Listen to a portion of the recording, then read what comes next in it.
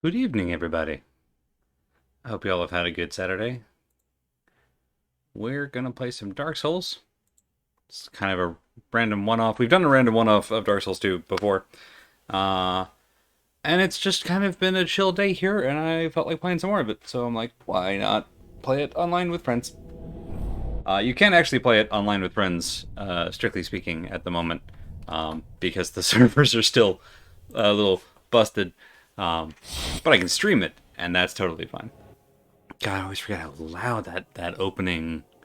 You press the start button and it's like, "Quack. Hey, Maddie," and it does a big like super loud sound. And then the second you're past the second after you press the start button, then it checks your audio settings. So the audio just immediately drops out. Yeah, Dark Souls 2 is also it's currently my favorite. I don't have what I would call a deep well of experience in it. I watched Sue play 1, 2, and 3, and I've watched a lot of Bloodborne, a little bit of Sekiro. But this is the only one I've beaten. I've played a healthy amount of Dark Souls 1. I want to try 3, and I'll go back to Bloodborne one day. But honestly, I really like 2, and I know that it's a little bit of it's a mild hot take that I know it seems like the most polarizing entry of at least the first four Demon Souls, Dark Souls 1, 2, 3. A lot of people either adore or despise Dark Souls 2. I don't hear a lot of lukewarm opinions on this one. But I like it a lot. I think it starts out really well. I love the story of it.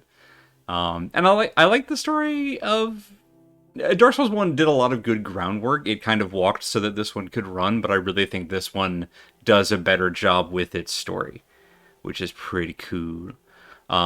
So I've beaten the game on Stella 420. That was my first playthrough. Milo is my sorcerer who I've been dorking around with in the meantime.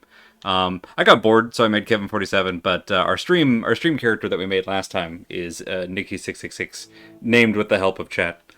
I don't know why I named them this way, but I can't. I've you ever just like bite hard on a bit and you just can't find your way back out.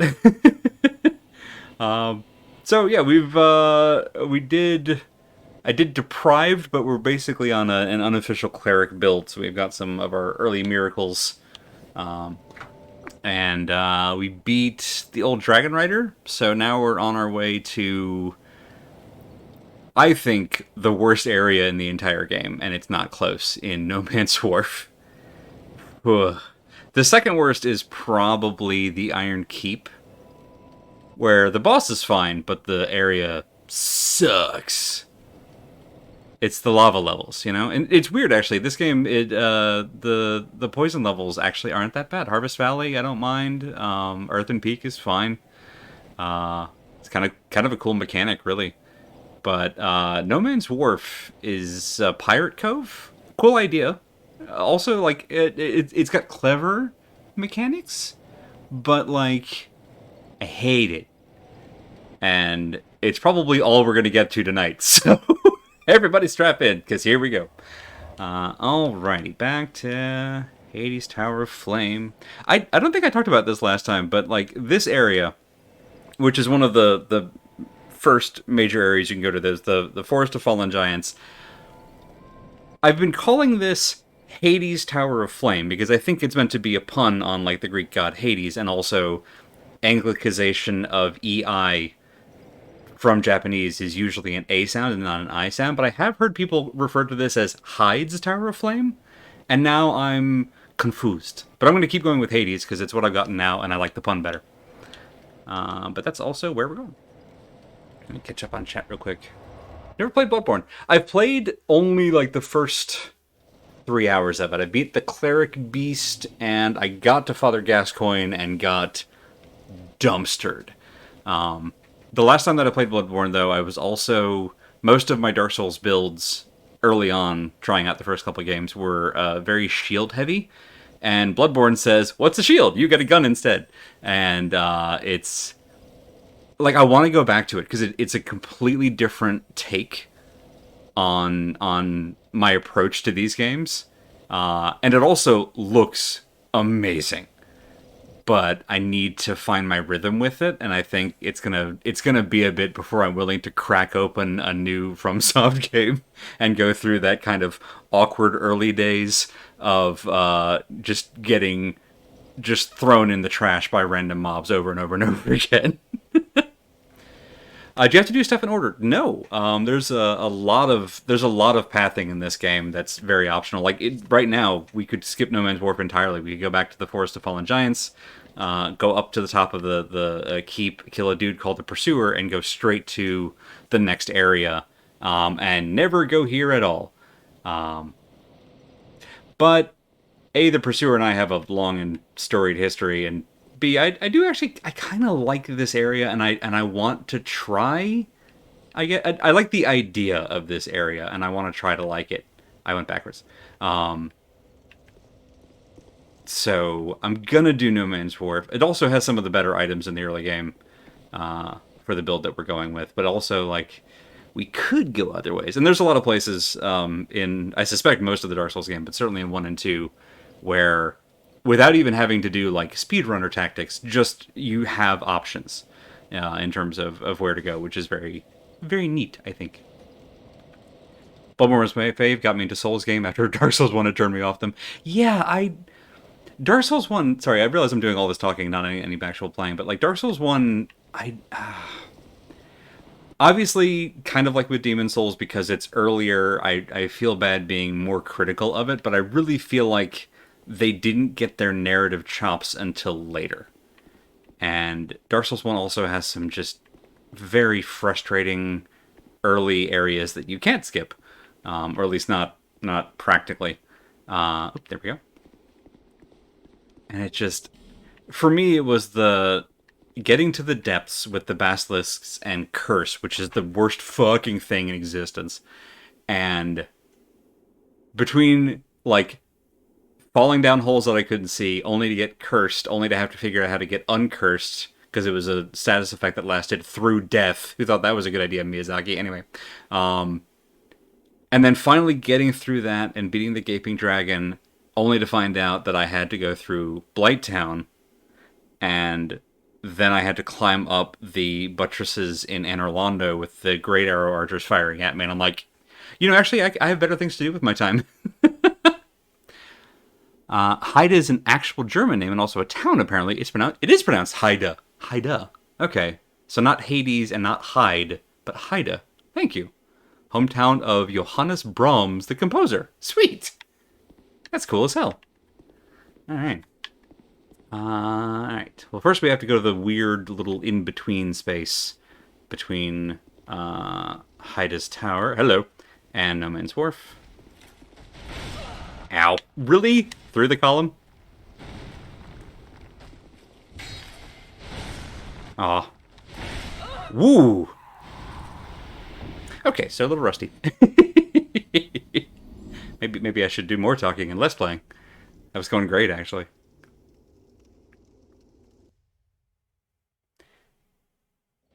So one advantage of our character for this one being one of the only character models that doesn't have hair.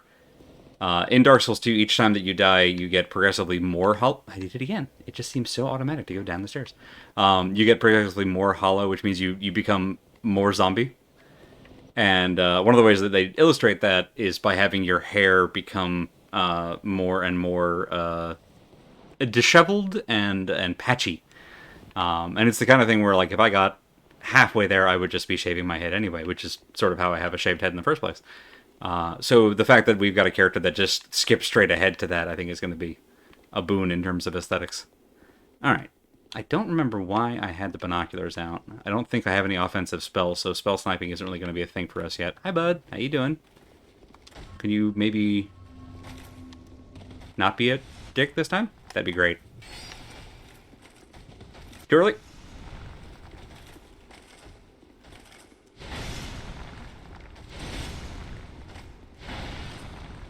And one for you.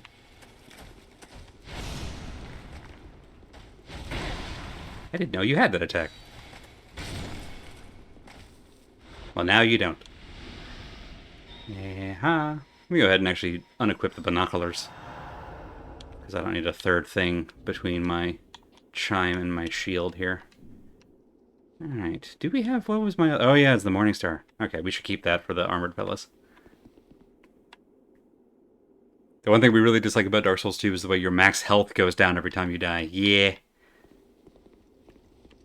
For me, it's absolutely counterbalanced by the fact that if you kill the same enemy enough times, they just go away forever. Which, boy howdy, in places like the Iron Keep, which I also abhor, just being able to brute force your way there is quite nice. Because screw those alone nights. Glad we didn't skip this corner. Ooh, Halberd. What are the stats on that? What does this thing do? I remember you. Yeah, this thing. Hi. Okay. Like, it's not for us, but... Oh yeah, we got the freaking Demon Great Hammer with our starting gift. It's still fun. That's very pretty. Where did I leave my dexter? Oh yeah, no, we're not. We're not gonna go with a dex build at the moment. Not until we get a soul vessel, anyway. I have not played Elden Ring. I was deliberately holding off on it, A, because I wanted to kind of see the other early reviews.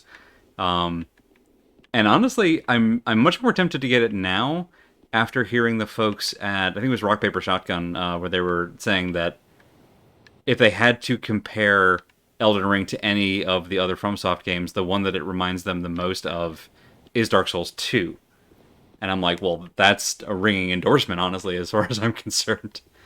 I've been watching people play it a lot, and luckily it's the kind of game that, at least for me, I can watch it without really being spoiled for stuff, because nothing makes any damn sense in these games anyway. And it looks extremely pretty. So at this point, I think the only thing holding me back is just how big the game is. For the same reason I haven't gotten Horizon Forbidden West. Although I also hear the ending on that one is maybe not so great. I don't know. But they both seem like really good games. They're both games that I will absolutely disappear into for like 100 hours plus. And I want to just be emotionally ready, I guess, for that. But I have been enjoying watching it. The folks over at Loading Ready Run have been doing a stream of it, which has been... It's been adorable because just Adam in general is pretty funny with it. Hello, nope, let me target you. Come here then. But I particularly love it because he's now using double whips, and for some reason it's working. Do we have a fragrant branch? We do not. Hi, buddy. Hey, how you doing over there? You having a good time? Yeah, just hanging out. Hey, Bedroad. We were just talking about Elden Ring as the Souls game du jour. Do wish they'd gone with the Dark Souls 1-2 magic system instead of the Dark Souls 3-1. Dark Souls 3, of all of the games, with the possible exception of Demon Souls, is the one I know the absolute least about. And woo, hello. Alright, hang on. Hang on. Whoa, no, hang on. Slow your roll. Back up. Back up. Hi, buddy. We were just talking about you and how much I hated you in Dark Souls 1. Goodbye.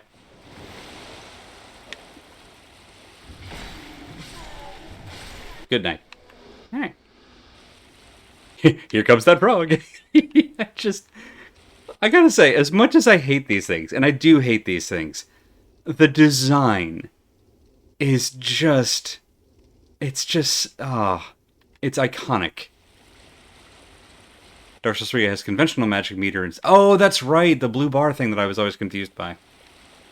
You know what? It just occurred to me. I don't think I've ever depetrified this person. We won't get a Fragrant Branch of Yore until later. Which is what you use to turn... It's a soft potion in Final Fantasy terms. You turn somebody back into flesh.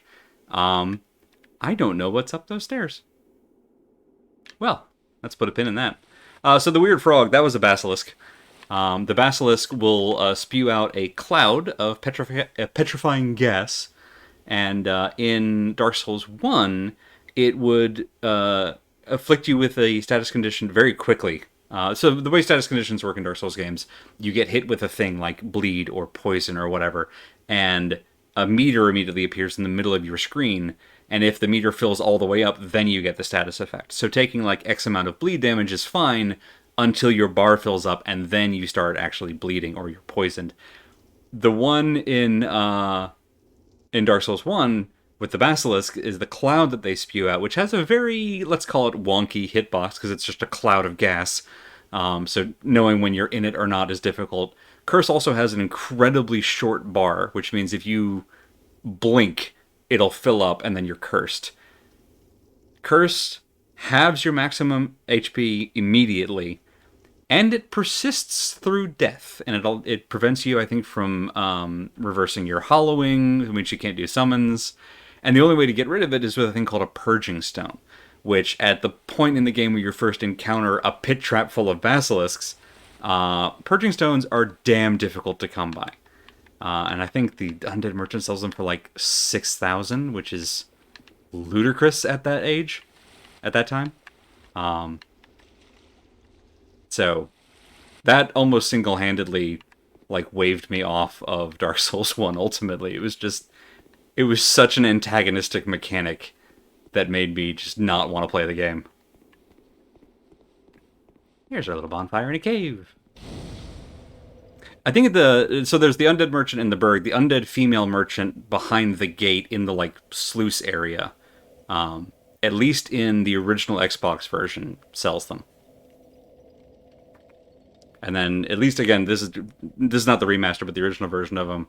The Pardoner guy up where the bell gargoyles are is the other vendor, which is just yuck. All right, do we have any crap I want to get rid of? Don't need dark defense at the moment. Undead and human, kinda, yeah. It's weird because all the people that you see that are human shaped are undead.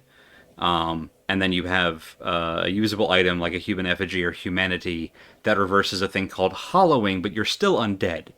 And there's a whole story thing behind that is if you're interested, there are loads of videos that will explain it better. But the short version is that humanity may have always been immortal, and then essentially a god of the old world got worried about them rising up and taking over, and so decided to curse all of humanity with undeadness. And it's murky, but I like it. Alright, well, let's introduce y'all to No Man's Wharf. After I remind myself if there's an item hiding around the corner. There's not. Okay. Wait, is there? No, this is where we came in. And around. Is it, or am I backwards? I might be backwards. Oh yeah, there we go. So if you've seen the movie Goonies, that's No Man's Wharf. Grab your sword and humanity. Oh no, the huge manatee. You have to drink your humanity. God, I love them. Keep them all coming.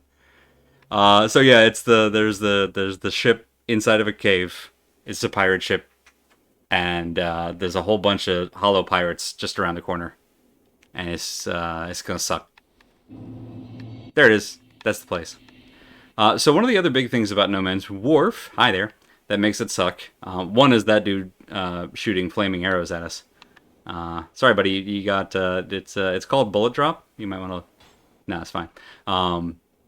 So right above our head, it's kind of dark, so it's hard to see, which is the worst thing about this place, is a large beacon that we may be able to get to and light, which will help a lot. And then way up over there is a lever that will bring the ship into port, at which point we can board it, beat the boss on it, and progress to the next area, and never look back at this place ever again, which is really the end game. That's practically beating Dark Souls 2 right there.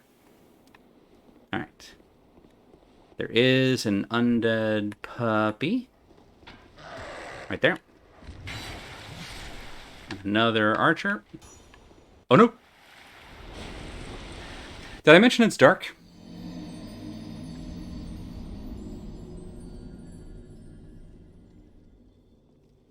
let's try that again.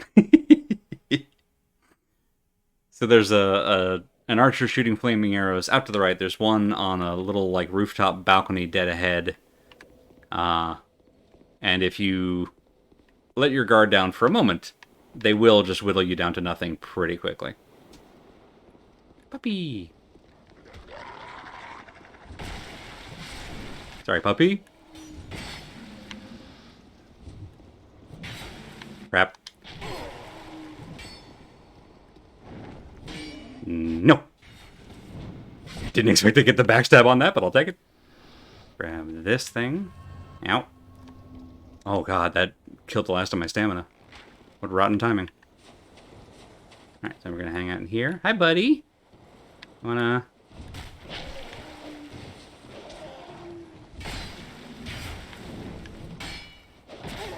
Whoa. We need to drink.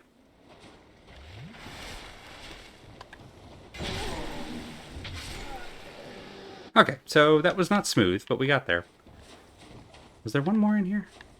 No, okay, it's just those two. Do-do-do.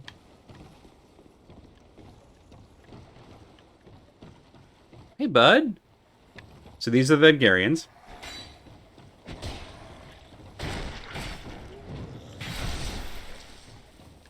Which they've kind of got a helmet like the what are they called? The Dragonborn in Skyrim. So they're kind of Viking pirates, which I think is a nice, neat touch. Just a moment and heal. This chest does not have a padlock, so we'll open it. I recommend not walking off a cliff. Pro tip. Ooh, Titanite shard. Nice. Alright. Now then. Was that me moving? That was me moving. Alright. So I want to clear out this middle area. And then come back in here and just light up all these torches. Which will make our lives much easier. There are also pirates hanging off the side. Whoops. That was silly of me. Hey, Katie. Yeah, I agree. The backstab animations in this one click a lot better. So my plan of we'll just clear out this bridge and then come back with a light did not play out, so we're going to try that one again.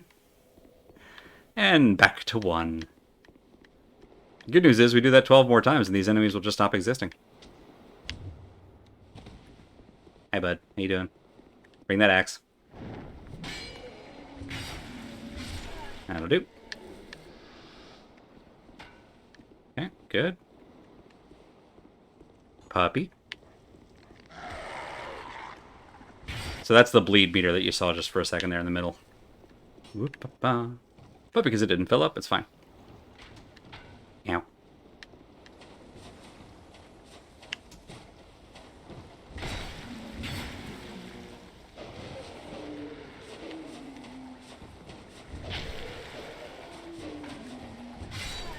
Rough.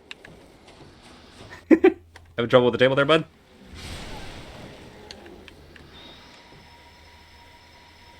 Bong. I love that the catalyst for miracles is a chime. Hello.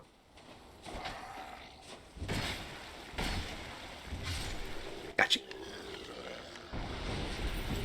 Was that the archer came down to get me? I haven't seen them do that before. Thank you. Yep, was that you? That was you, huh? I haven't baited them to the lower level before. Everyone isn't dead, except in a few sequences. Also, the dragons are alive for now. Yeah. Yeah. A place that just kind of attracts dead people? Not sure how it works, yeah.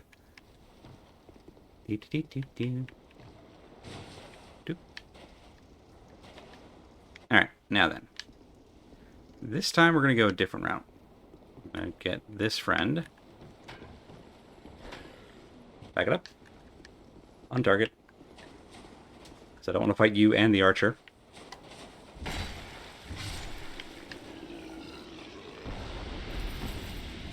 Now then. Archer, you and I have business. Good night. Alright, this time I want to fight on a bridge I can barely see. But if I walk past that Vengarian, they should climb up and come at me.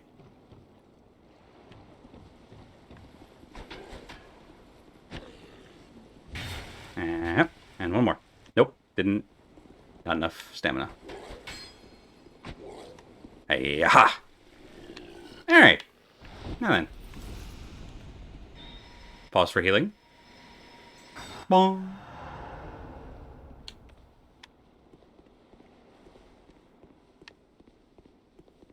Don't know why I'm keeping my shield up. It's just force of habit. And... toggle. Torch. So now that we've cleared out the enemies, we can go through and light some sconces. Which is how you defeat the real enemy of No Man's Wharf. Visibility. There we go. Gently. It's a very pretty game when you can see it. And up here. Out on the ledge. I forgot that we're early in the game, so I don't have effectively infinite torch. By the end game, you've got a torch with something like 2 hours of duration on it. Right now, I've got 3 minutes, 45 seconds. It's not ideal. Alright, do that. And one more here. Boop. Put that away. I said put it away. Thank you. Alright. So, here's a fun thing. Underwater, now that we have this lit, you kind of see that there's a cliff. The part on the left that's in gray, we can totally walk on. And that part that's not gray, that just keeps going down, that's instant death. So there are parts of water that we can walk in, and parts that we can't. And luckily, we don't have to worry too much about that until very late in the game, when the Shrine of Amana is going to just teach us all about where you can't walk in water. Alright. You're up on the thing. There's a pack of you in that house, there's a pack of you in that house, and there's one right next to the thing. Alright. No problem. Hey, Christy! Yes, it's very easy to miss the spare torches. I was lucky that in my first playthrough, I did not. Oh no! This con's blocked me! Alright, so this part is going to suck a little bit, potentially. Oh. Whoop.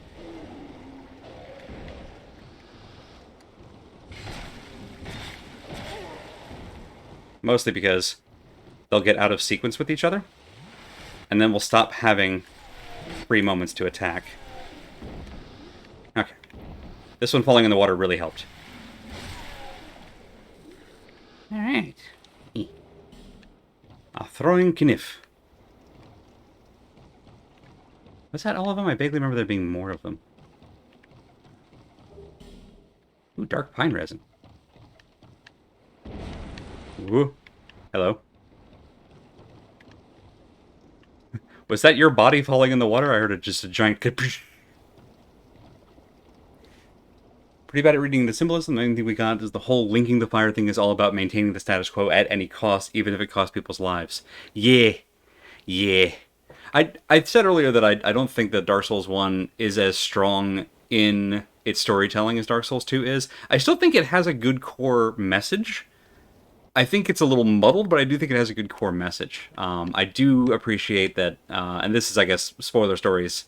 Dark Souls 1 is all about capitalism, and particularly systems of oppression being willing to cannibalize themselves to maintain those systems of oppression.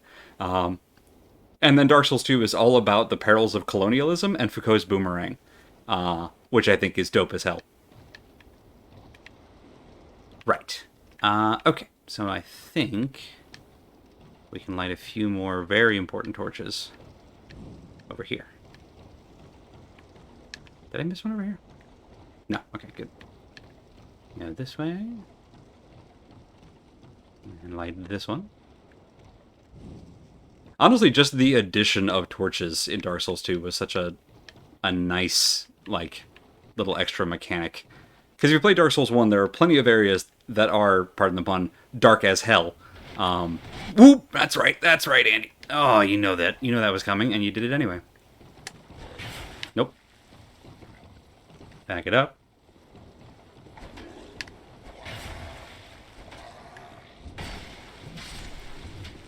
Okay. We got away with one there, and I'll take... Oh. Oh. Are you like the one in the Undead Crypt? Do you just follow me? How did I never know that? Oh, that's cool as hell. Hi, bud. I'm gonna name you Cheryl. Are you okay with that, Cheryl? Cheryl, you're fantastic. You come with me. Holy crap, I never realized that. Damn, never mind. I like this area now. What the hell? Oh, the boomerang? Foucault's boomerang. I think it's Foucault. Sometimes it's called the imperialist boomerang. But it's essentially that imperialist and oppressive regimes will ultimately apply the same shit that they do to maintain colonialism abroad to their own people back home. Like how police were based on the oppressive soldiers that kept colonies under heel and then came back home to Britain and did the exact same job, but on their own people. I think I'm saying that right. I think it's Foucault. Alright, well, so, when I first played through this game, I thought Cheryl was an enemy. There are plenty of times that I killed Cheryl entirely by accident, just in trying to kill the other guy who was on top of there. But I've just realized that Cheryl is, much like the, there's another zombie like this much, much, much later in the game who just follows you with a torch. And it means that you just have a free torch that you don't have to maintain. No worries. See you later, Al. Dark Souls 1 Lantern is a bad mechanic, fixed somewhat in DS2 and perfected in Elden Ring. I have heard good things about, like, the Lantern in Elden Ring. I haven't seen it in use yet, but, like, I like that the idea is back. Hi, bud.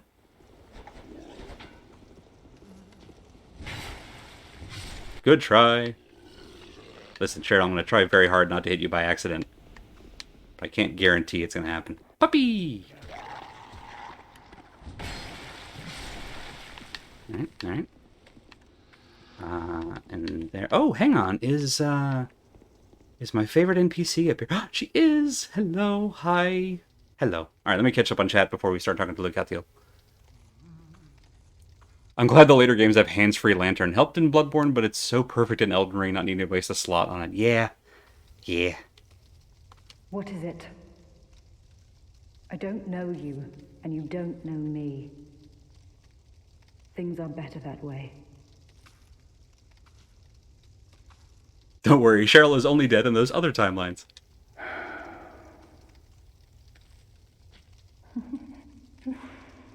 You are an odd one.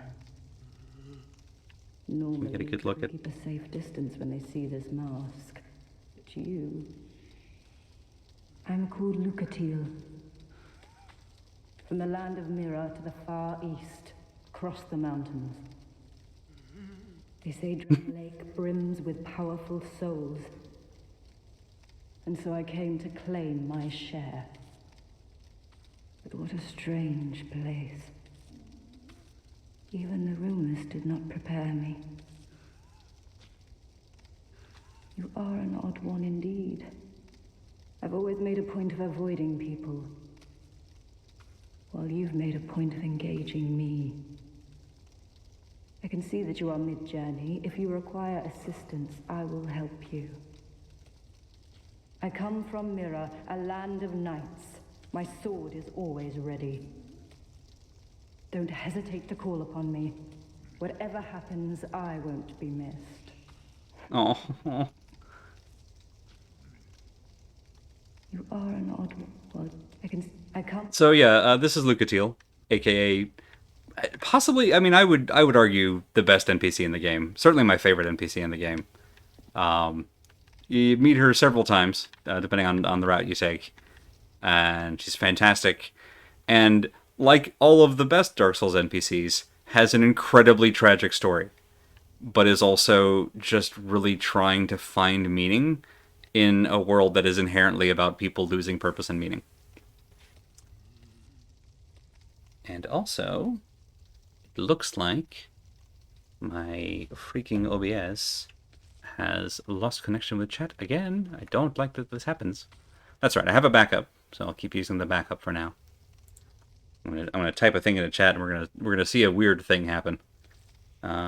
This is a test to prove that Twitch is Garbo. Yeah, so it's not popping up here at all. And oh, it's not popping up there either. All right. Well, that's fun. All right, I'll keep you on my second device and just try to catch up as best I'm able. There we go. This is why we have backup plans. Whoop, nope. There we go. All right. Otherwise, it looks like the stream is okay. Looks like the stream is still going fine. One of my favorite things in this one is that since it's all about hollowing taking hold, most people don't know they're going hollow. Yeah. There's just so much good in the story architecture of this game, I feel like.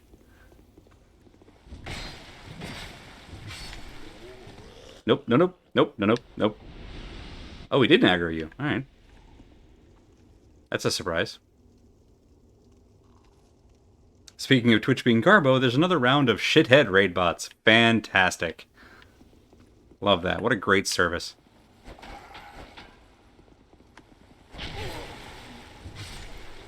Alright, that was probably more risk than we should have taken.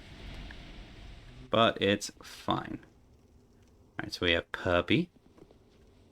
What else is in here? Are there dudes up here? Oh, I think there's a summon sign up here later. I think that's why this room exists. Alright, let's clear out this balcony.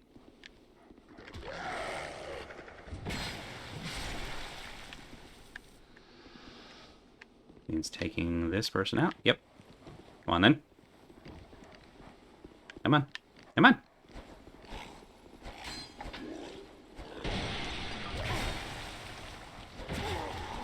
No. Oh. I tripped over the remnants of the shattered gunpowder barrel, and that, like, staggered me out of my roll. You hate to see it. That's fine. Now we have light. Oh, and we have resources back. Alright, same plan. Hang on. Before we do same plan. Okay, I don't have a lockstone. That's good to know. What do we have? Alright.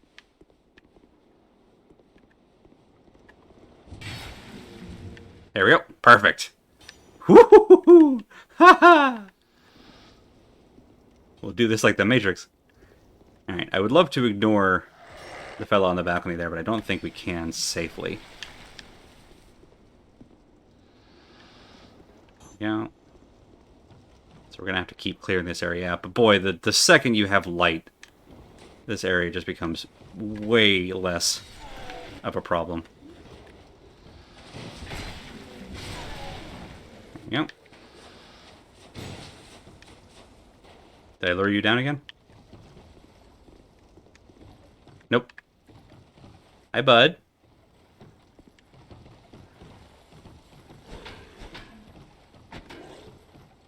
Nope.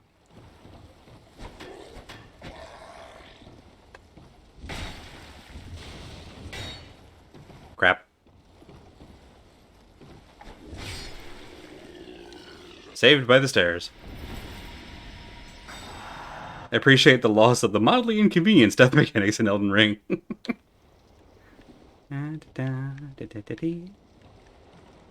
Yeah, from what I've seen so far, it does seem like it does the thing that I like these games to do best, which is it really encourages you to go exploring by removing a lot of punishment for just like, yeah, let's try it.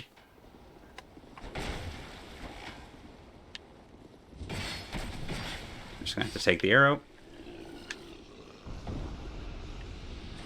And heal. Blah. It's gonna be a while before basic heal does give a full heal for us, which is good. Alright, you there. I don't like you.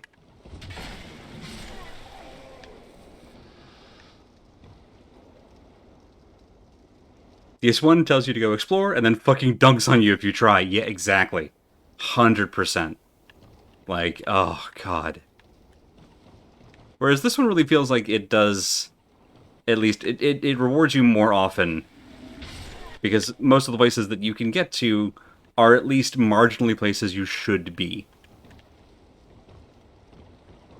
Which makes a big difference.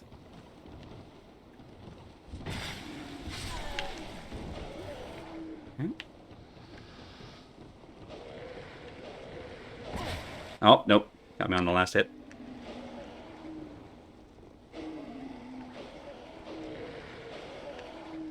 That'll do.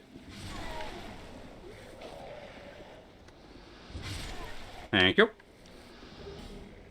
Alright. I think we actually got far enough away we left one of them behind, which I'm okay with.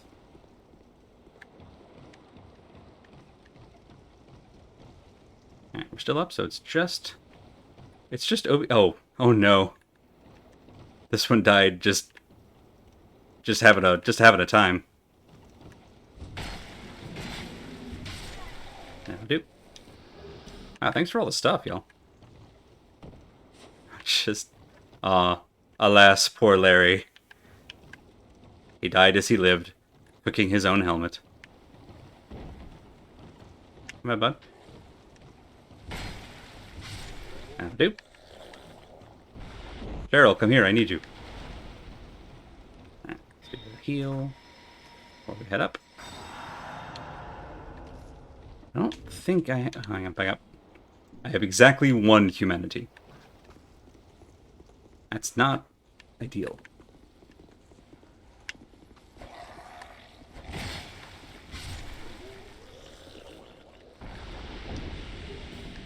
I hate that because it knows that Cheryl is technically an enemy, it always auto-targets her when we're out of other enemies. Nope, that's my friend. Alright, so now we can... Come along then. Ooh, that was close.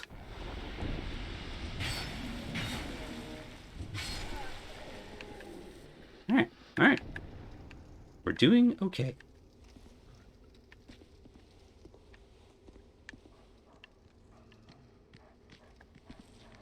Come on, Pupper.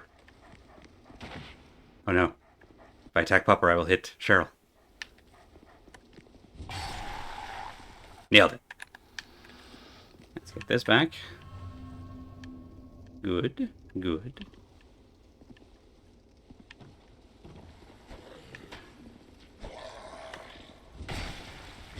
Ooh. I was worried about that side swipe.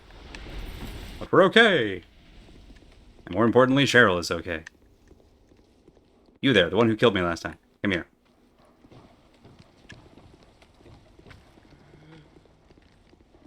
Back it all the way up. Come on then, come on.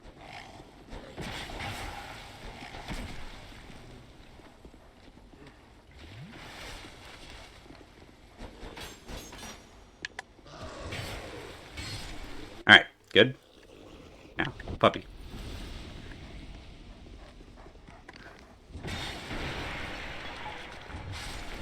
Sorry, puppy. Okay. Whew. Catch up on chat. Tried to play some Elden Ring on my slightly below minimum requirements computer. It went fine until the enemies started being invisible. Oh no. Oh no. That sounds awful. Wouldn't be surprised if invisible enemies are done on purpose somewhere in Elden Ring. So, fun fact. there's oh cool, chat call back up in OPS. So in this game, much not much later, but hours from now, is an area called the Shaded Woods, and there's a wonderful little spot where you have three roads that you can go to, and one of those roads leads into, as the name implies, a shaded wood, a wood that's entirely coated in fog, and in the fog wood are enemies who are untargetable and who are just like a white phantom outline with a backdrop of fog, and it's brilliant, and I love it. All right, now then, let's. Now that we've cleared this, I'm gonna go back down. Hi, bud. Mind if I borrow your light? Hey, buddy, can I have a light? All right. Hey, Cheryl, we're Torch Bros. All right, there isn't one over here. It's good to know. Don't, Cheryl. Go this way. Go in. I don't think worry about them in here. Lucatiel's moved on. Good. There's nothing up there. Out here is one. And then over there's an archer that I don't want to mess with if I can help it. So we'll go here. There. Is there something back here? No. I vaguely remember a lot of these rooms. A lot of these areas. Whoa, hello.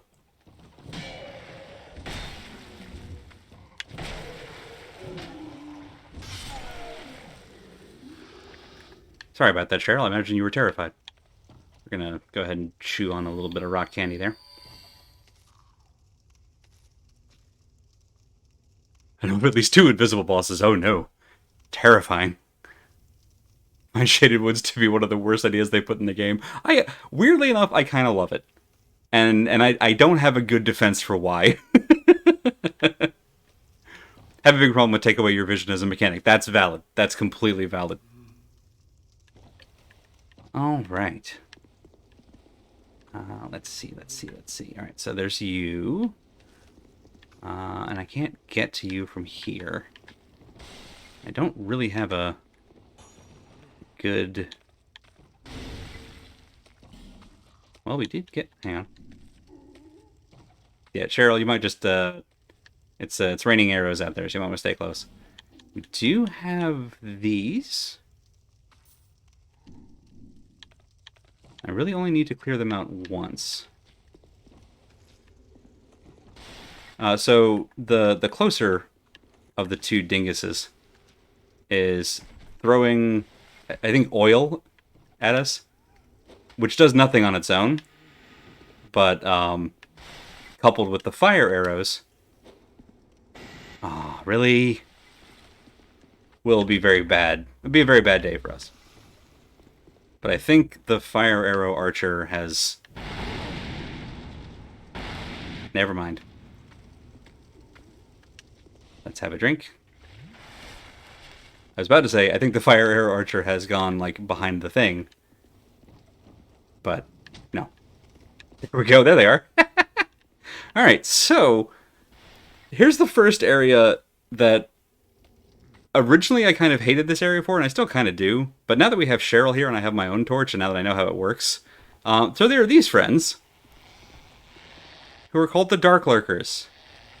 Or as I like to call them, Stretch Armstrong. The Stretches Armstrong do not like light, as you can see. And I'd feel bad about doing this to them. But they did kill me with bleed damage about 80 times. So I think a little bit of this is just sort of justice, and I'm okay with it. I'm going to get all this as quick as we can. Hi, no, you just stay in there. You'll be safe in there. You don't bother me, I won't bother you. There. You I will bother. You with me, Cheryl? Alright. Perfect. So if you don't know that they don't like light, they are perfectly camouflaged. Really built for the dark.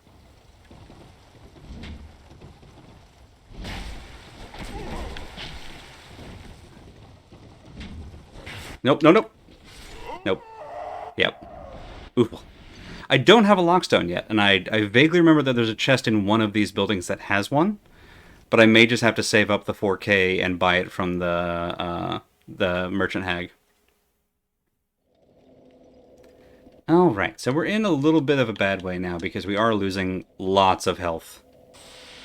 So I think I've got to risk our only effigy. We'll get more effigy. At some point. It always happens. Alright, we're going to keep the axe because it has better range and none of these things are armored, so we don't really need the mace.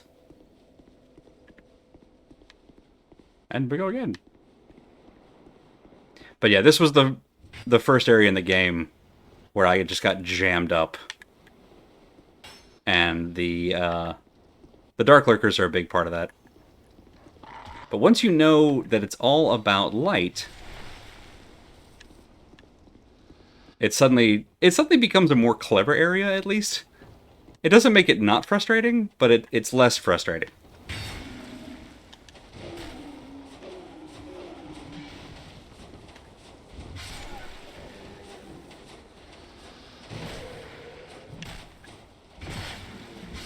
That'll do. Right. Get the whoa camera, please.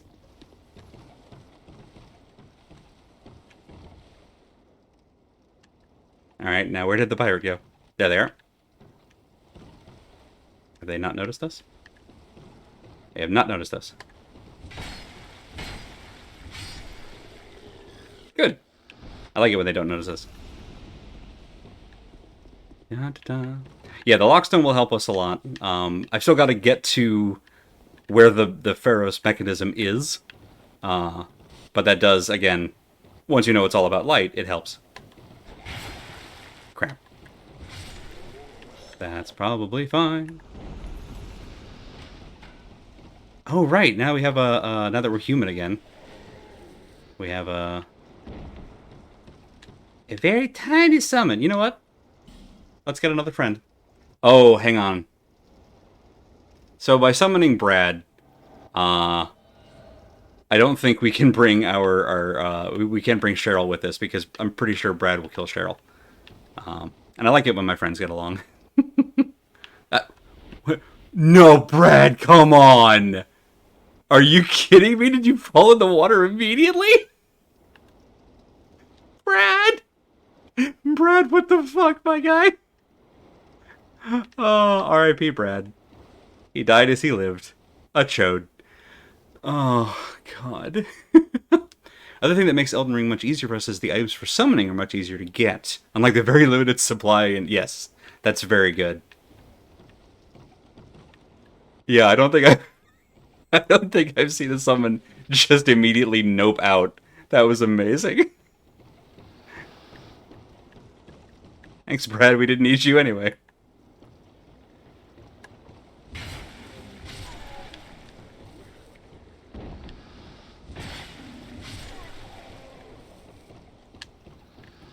I see you're all doing the one at a time thing, like noble combatants.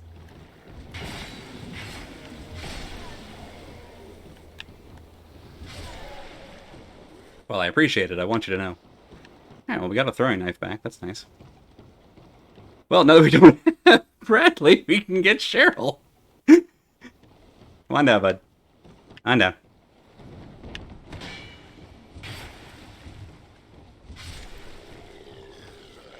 And gently. Friend. Yeah, I can't believe in all the times that I did this place. And let me tell you, I did this place so many times. It never occurred to me that Cheryl just wouldn't attack. Never occurred to me. That's just wild. I love that. It's such a weird foreshadowing of an element that comes way later in the game.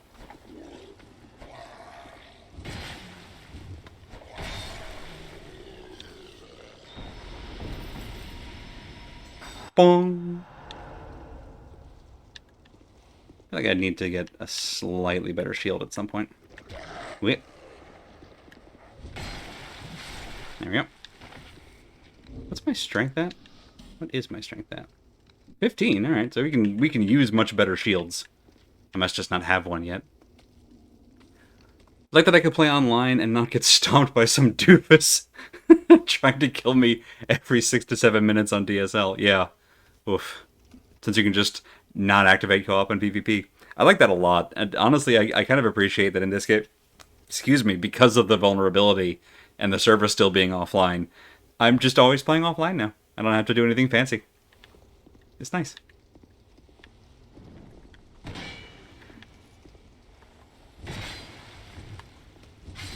There we go. Let's wake this one up. Ooh, Cheryl.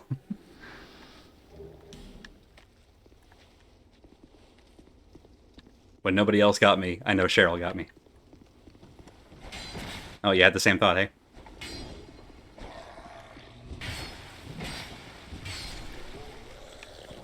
Oh. I like it when I'm actually able to clip through the wall a little bit. Bad dog. Right, well. So I get for looking at chat. There we go. I think you have to be human to get invaded and to summon, but that may only apply to some of the games. And of course, you have to also have a network connection. Thank you, Christy.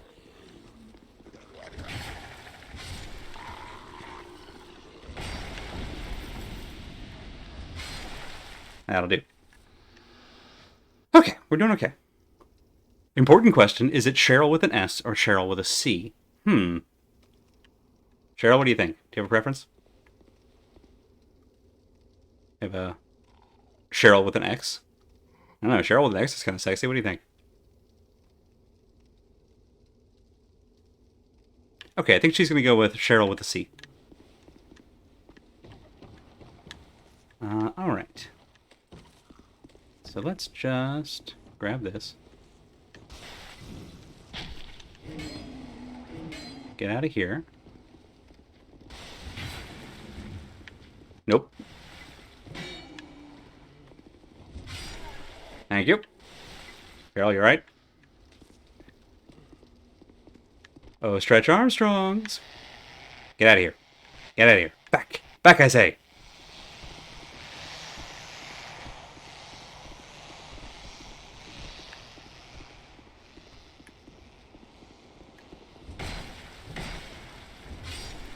Good night.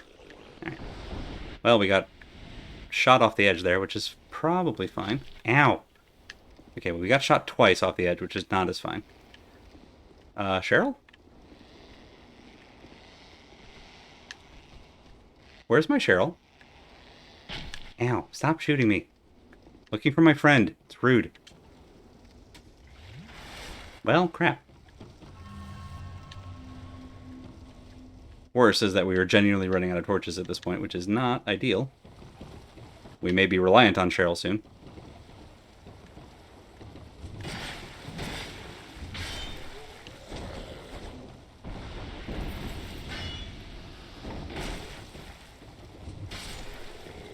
There. Power stance your way through that. Ooh, a scimitar. What are the stats on the scimitar? Higher dex than we have. Still, cool. We have 50 seconds of... Oh, there she is! There she is! Okay. Boy, I wish I could ask Cheryl to light torches. That would be cool. Also sitting on 10,000 souls, which at this level is a pretty... like... an amount. It's an amount? Of course it's an amount. That's a lot. We're sitting on a lot of souls right now. The fact that your torches are timed in this game is wild to me. Dark Souls 3, Bloodborne, or Magus, or an Elden Ring. Yeah. I want to say each torch adds either 4 or 5 minutes.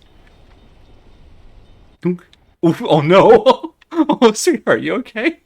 How are your knees? So, that, with the lever we just pulled, brought the boat in, which is important. Very helpful.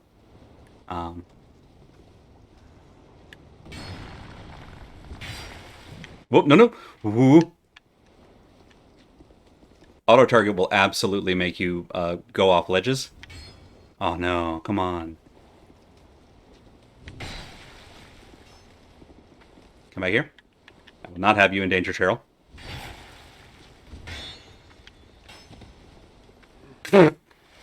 Fuck you.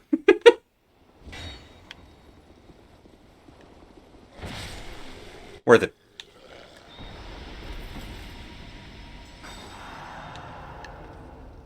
Alright, now there's shadow assassins somewhere in this vicinity. Ooh. Hey Cheryl, can you go clear this place out for me? Can we just you and me? Here, what if we... Whoop, nope, nope. Ow. Well, we should level up. We absolutely should level up. I am sitting on a landmine. So the problem is, I think in this room and up those stairs is a lot of stuff that I want. But I can't get Cheryl to go in ahead of me to help clear out the friends, and we don't have flame butterflies yet. So, woo! Through the wall, hey? Oh yeah, here's the shadow assassin.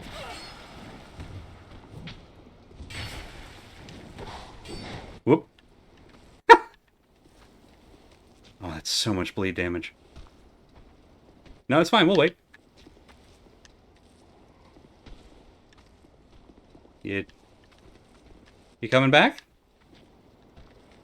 Just hanging out down there, huh? Fine. That'll do. Woo! Come on.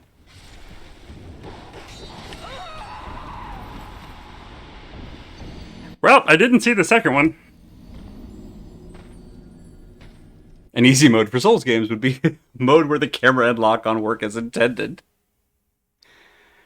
Okay, well, we brought the ship in. What we should have done, and what I'm mad at myself for not doing, other than just homeward boning with our 10,000 souls and getting out of there, is that there was also a shortcut that we were right next to unlocking.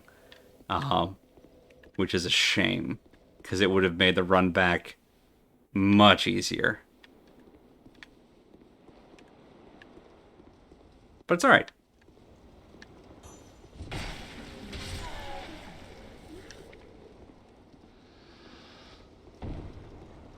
You haven't really started playing in a Souls game until you've lost, like, 3 levels worth of souls irrevocably.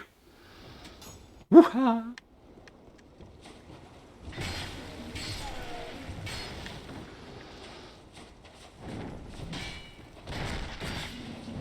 Satisfying. I hadn't really noticed before, but I also think the sand physics in this is kind of cool.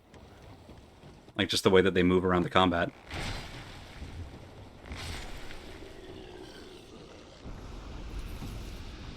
And down and around. Best way to avoid frustration, assume the souls are lost and you can always get more. Yeah.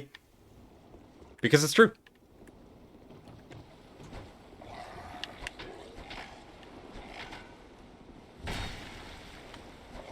Nope, no, nope. Ah, no, no. Fuck you. I said, fuck you.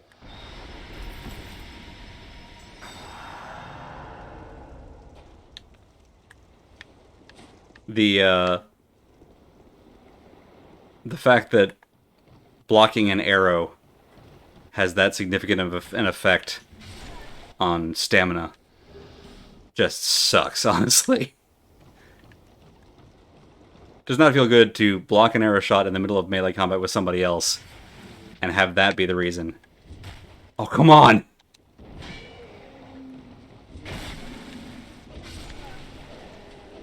Yep.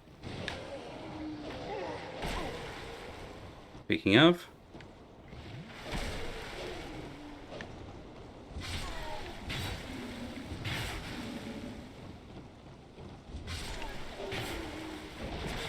Ooh.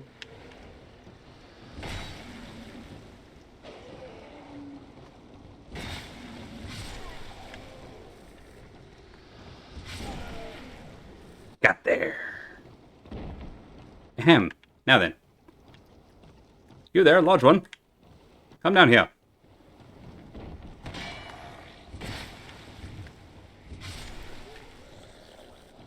Torch? No. Hi. It's me. I'm back. Listen, I understand if you don't want to come with me on this journey. I made some questionable decisions last time. There we go. Hey, Bob. After I saw you play this before, I went to try out Dark Souls that came with my PlayStation 4. So I never gotten around. Unfortunately, it's 3. 3 is kind of wacky. It has most variable difficulty squiggle. Okay, I love the term difficulty squiggle. 3 is the one I know the least about. I don't even really remember much about Sue's playthrough of it. Like, obviously I know this one the most because I've played it through and beaten it now. But, and I know a lot about Dark Souls 1 just because it's been out for so long. It's so much of it is just like background radiation of talking about video games for a while. But I know almost nothing about 3.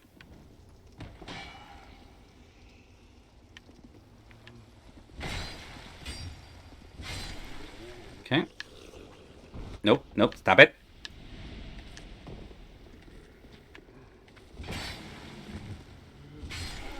There we go. 3 is the only Dark Souls I played all the way through. Really enjoyed it. Nice. So what I know about Dark Souls 3 by reputation was that it changed up the magic system, which I had forgotten meant that it was like a mana bar, and that it was a generally like a faster combat. You had more reactive rolling, generally speaking. There we go. More similar to what Bloodborne built on than the kind of soupier controls and reactions of Dark Souls 1, 2, and probably Demon Souls, I imagine.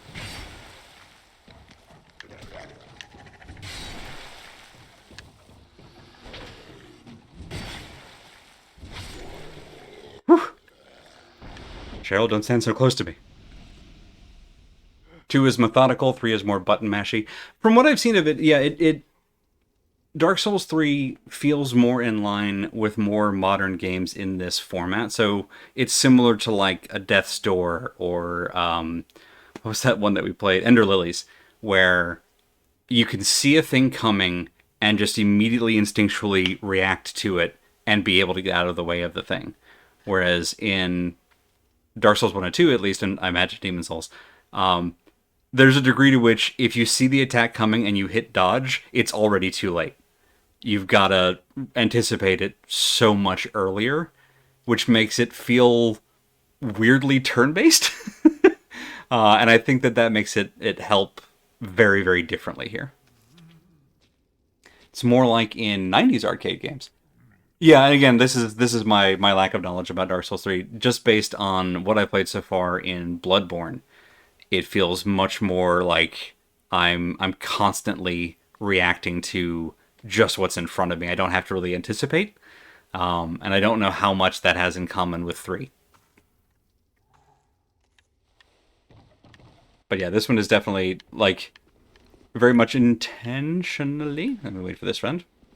Intentionally more sluggish, which also makes it. Now, come on, fucking stairs. Which makes it feel a little bit more methodical. It also means that you have time to see that you fucked up, which can be equal parts frustrating and educational. Alright, so if I let Cheryl walk us through... No, I can't do that. I need to actually take this. I think what we need to do... Now that we've pulled the lever up there, I think what I need to do is actually ignore this place entirely and go the other route. We have 7 seconds of torch. That is not a lot of torch. Never mind. Alright, so we're going to go this way. Same thing. Oh, this is going to suck. There. Okay.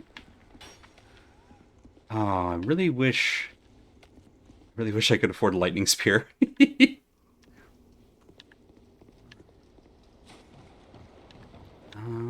I miss? Interesting that this corner doesn't have one.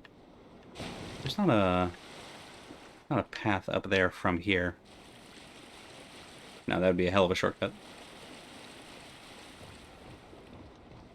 So the first time, and most of the times that I've gone through this area, has been to take the top route and then just drop down. So I don't actually know if this path is going to work, but I'm curious.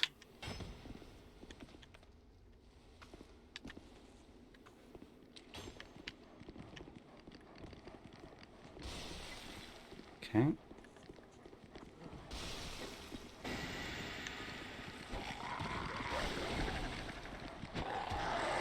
Woo. Okay. All right. All right. Relax. Woo. Woo. We're okay. We're okay. Nope, we're not. Well, those holes will be easier to get to. Yeah, that's the area with the Pharaoh's contraption. We still don't have the switch for it, so it's kind of irrelevant. I'm just at this point trying to get that ramp lowered. And it is going to be a time. It's mostly going to be a time because of our lack of torch, which has me considering going back, of all places, to the Forest of Fallen Giants just to see if we can find a torch. Because that makes the top route viable again. Come on. What? How did you dodge that? Explain yourself. Please, please. There we go. Hey, camera. I am begging you. From the bottom of my heart. My cold black heart. There. So, we will try the thing that we just did again. Which also means that we can avoid some of the folks up top. Which will save time. Gotta stop forgetting that you exist. I apologize for doing so, because it's rude and dismissive of your, like, full existence.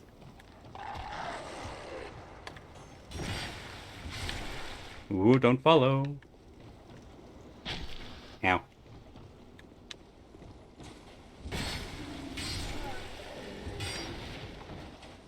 Up. Yeah. I'll take it. Yeah, da, da, da, da. Hi, bud. You okay?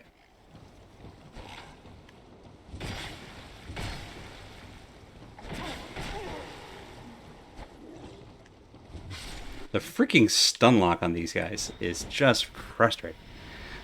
The biggest fault I'm finding in starting the game as a deprived is that there were a lot of stats that I didn't really focus on leveling early on that I'm now realizing I really need at certain minimal values. Come on then.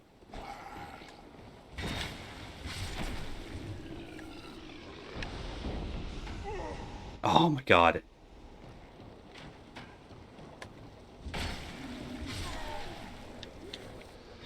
And heal. Now then. Let's try this again. There we go. Now I know not to try and follow that up with a heavy attack.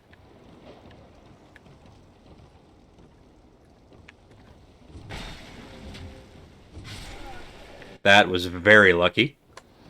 Take it.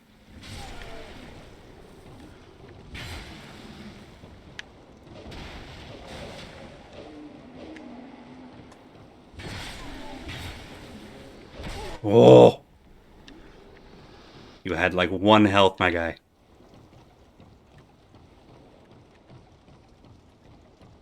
I will laugh if we get up to the top of this roof and it turns out that that item is a torch.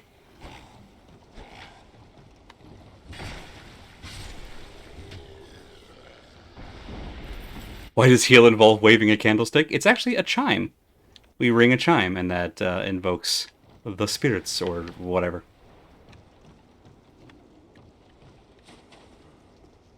So we actually get down on one knee, and then you hear a little, like, bong of us ringing the chime.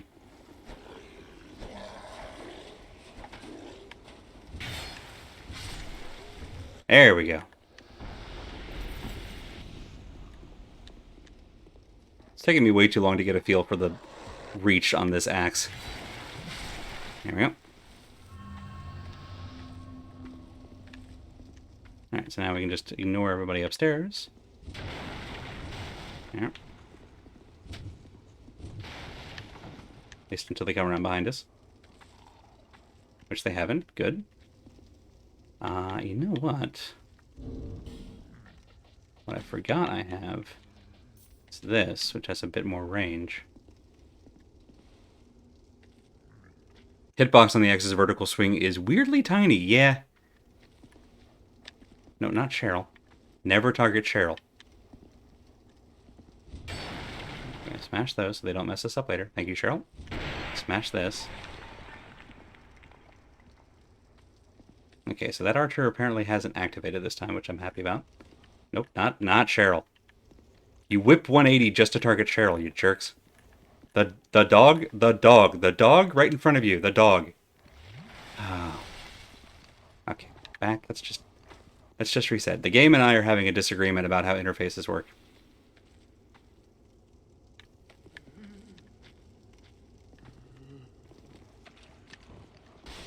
Alright, how about we just go this way? Aha!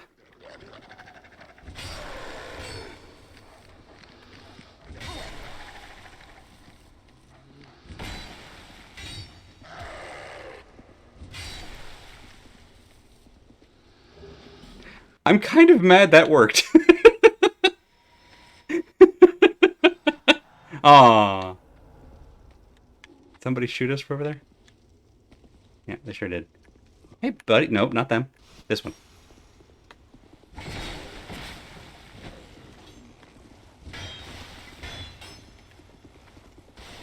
Well, this has gone bad. And a... Whoop, yep, alright.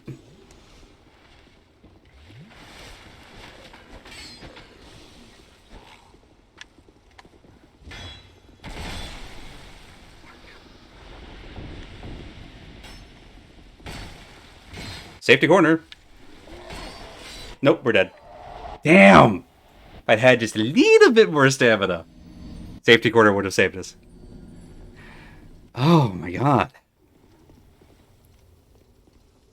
Okay, at this point I'm going to go with my plan B. We're going back to the Forest of Fallen Giants. I'm realizing that I genuinely can't do this area without a torch. That has just completely nixed my, like, primary pathing through this whole region. And Cheryl is fantastic, but unfortunately is not enough to get us through because I can't send her ahead of us, which is fine. Like, you know, we're not paying her or anything. She's not supposed to be going ahead of us. It's nice enough of her to follow us. But it also means that I can't use her to take the path that I want to take safely. This land swallow you whole. I don't know why I talked to you. Not that you're not great. But you are who I want to talk to. So I can't remember. Excuse me. Alright, so this is the thing that will help us a lot. But it is also 4 grand. So our other plan C here is farm up 4,000 souls, which we've already done like 3 times. And then just come back here, buy this, and then death rush to that same area to activate the Pharaoh's contraption. Not a great plan, but it's a plan. That's a club, not a torch. Okay. Lively. Yeah. Blacksmith! Oh, Marlon. I think Deprived might be harder in this game than others simply because how many stats you have to focus on for a given build. Yeah, and the fact that agility exists and does what it does means that, like, it takes 3 different stats just to turn your dodge roll into any reliable amount of safety, which is not great. Okay, so you definitely don't have torches. You do have this thing, which I kind of want at some point. But I'm also 5 levels away from being able to use it, so that's irrelevant. Let's go in... Not the hole. We're not going in the hole. We're going in... Anything over here, is there? No, okay. We're gonna head into Cole's house and make sure that I've cleared it. Oh! Oh! We don't have coal! Well, then we definitely gotta go back to the thing. Hang on. Hang on, hang on, hang on. We've missed a key NPC. I still stand by Elden Ring as the first good game in the series. I believe it. Welcome back, El. I thought we got coal. Alright, Cardinal Tower it is. We have to meet... Oh, yeah, no, that makes sense, actually, because I think we were... I think I commented on it that we were just sort of speedrunning to the boss. Which, yeah, makes sense. But... means that we skipped out on a very good friend. Pardon me, Turtle Boy. Do-do-do-do. Ah-da-da-dee. Hi, follow me here. Do it, you won't.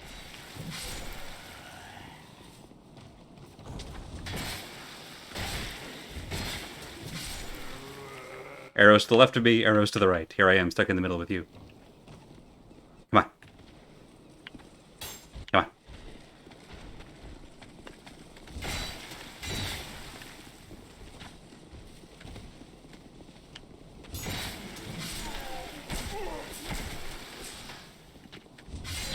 That'll do.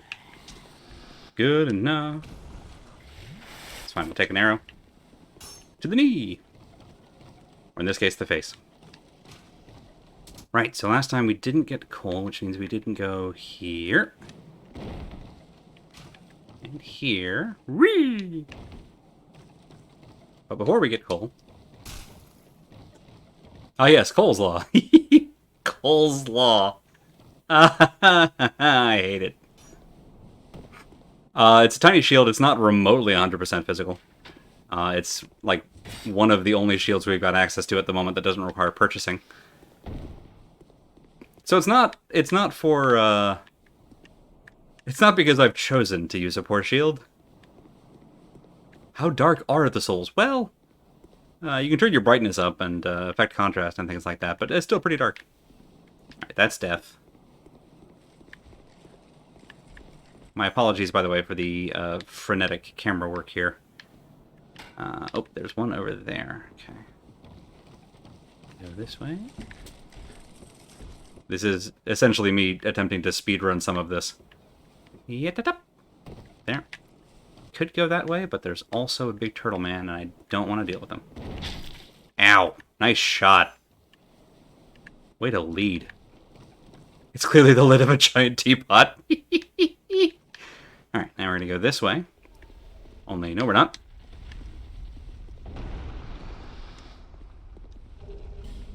Hey, human effigy back. That makes up for our loss earlier. Cole, I'll be with you in a second, buddy.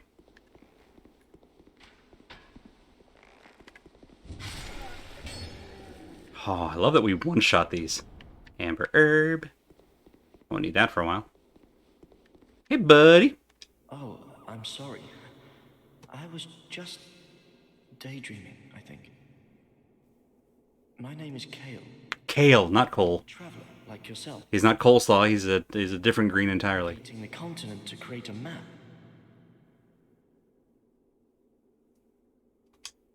Nope, talk. Why cartography, you ask?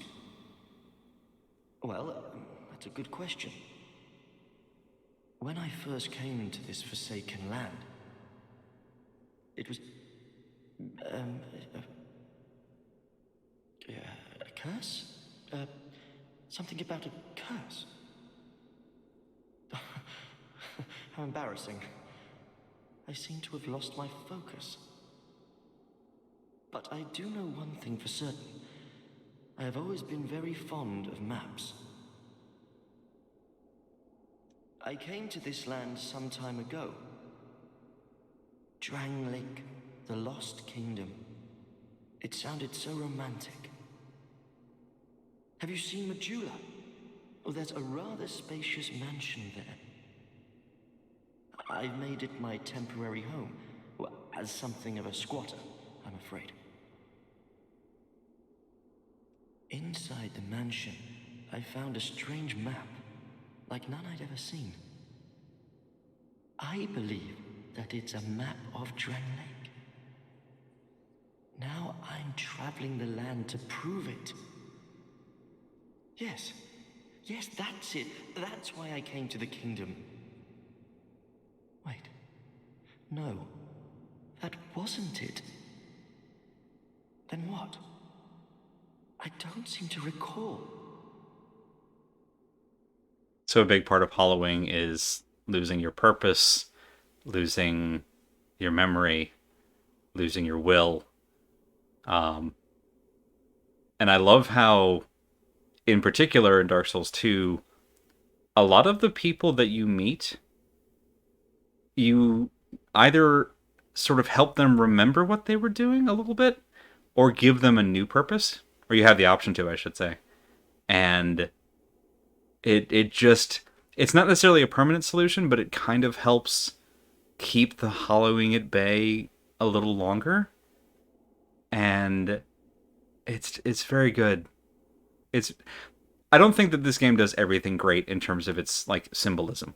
There are some things in particular that are just kind of muddy that shouldn't be muddy. But hollowing, I think, is one of the strongest, like, consistent elements. How hollowing works and how humanity works I think, are some of the more, like, just very well done messages in the series. Were you looking for that map? Wonderful. Then you're fascinated by maps, just like me. Shame on you. You should have told me before. Here, take this. A key to the mansion. What Thanks, a bud. joy to meet a kindred spirit out here. We're map bros! Incredible, really, isn't it? Such a map to be chiseled in stone. Oh, but one thing. I would not venture deep into the mansion. Now, I can't be certain, but I've heard disturbing noises. Something about it feels wrong. Just be careful, please. He's such a sweetheart. I'll be back in Majula soon. Perhaps we will meet again and discuss maps at our leisure. I'll be back. Okay. Hooray! We did it. Alright, so now we have the key to the mansion back in Majula. And also we've convinced him to come back to That's Death, come back to Majula with us. Which will help us continue to grow our little city. Town, village, camp, camp. Our little camp.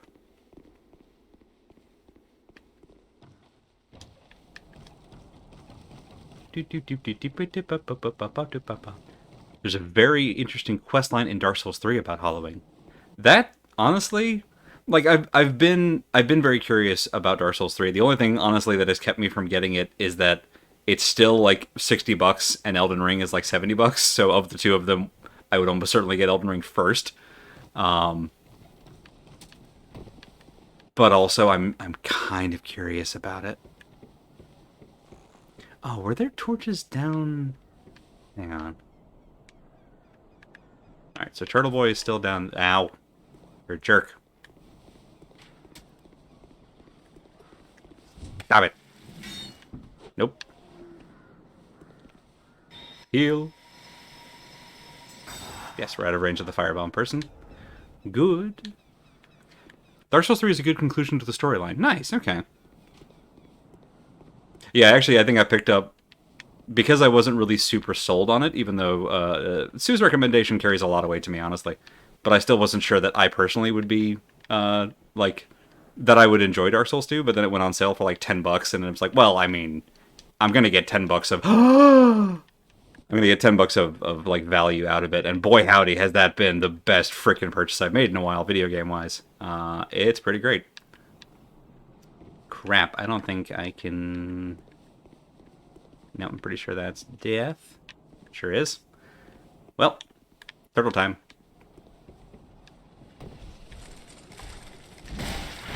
I made a mistake.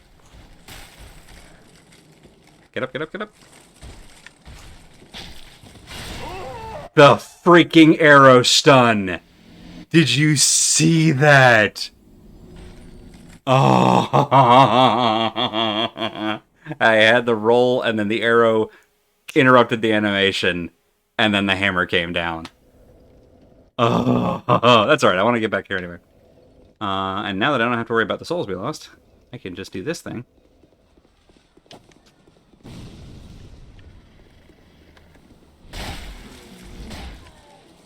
I will go right over here. Whoop. I meant to land on the giant freaking tree, and I somehow no-scoped the gap. So that was fun. Final DLC, Ringed City, has the true ending to the Souls trilogy, and it's just... Mwah. All right. I've got it on my wish list on Steam deliberately to watch for, at least for Steam sales. But it's definitely, like, Dark Souls 3 has been on my list for a while, because, again, it's... At this point, including Elden Ring, it's the one I know the least about. Nope, nope. I said no. Alright, I tell you what. How about... You come over here. The shield is going to do me no good against that freaking... thing of yours. Ooh. I thought you were dead. Okay.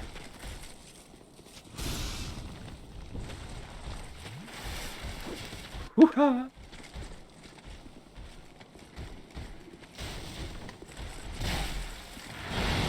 Come on! So what was that targeting? That had killed me. I'd have been just irate. Did we sprint grab these? We didn't. Well, you only live once. Good. Listen, torch, yes! Yes. Nope, no. Nope. I refuse. I will not die to you this day.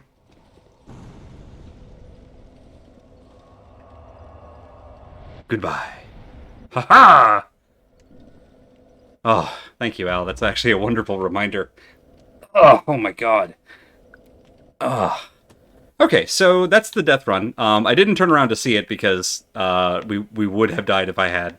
But up on top of this platform, the first time you go up there, the second boss of the area, the Pursuer, is dropped off by a giant crow. Character name idea, Ira Fuse. A pyromancer. Pursuer is a boss that has been a carbuncle for me in particular. That's not the word. Has been a thorn in my side, boss-wise. I feel like I've got a much better handle on him now than when I was first butting up against him. But regardless, probably on this build at this moment would not have had a good time trying to fight him. The thing that's cool, though, is that the Pursuer has a suit of armor not entirely dissimilar from the, like, box art Chosen Undead outfit, and also is dropped off by a giant crow, like the one that carries you from the Undead Asylum in Dark Souls 1, and I feel like that means something. I don't 100% know what, but I love it. Okay, now then, we've got 2 torches, so I think that's 10 minutes of flame juice, which will be very good. We got an Estus Flask shard, which will be also very handy. Some other soul stuff, and we got a key. So this has been a heck of a run. Technically, I think there's like one more item down there, and I don't know that I care about it. Let's see. Hey, remember when I died to you instead of going to the bonfire like a dodo? Nope. I refuse. Good night. I don't think we went over here. There are a handful of items here, but I don't think they're torches. Did we meet Pate? Did I just skip Pate last time? Oscar of Astoria, we hardly knew ye. Oh, the Pursuer is Oscar. Okay. Of Astoria. Ah, That's cool. Da-da. Da-da. Ah.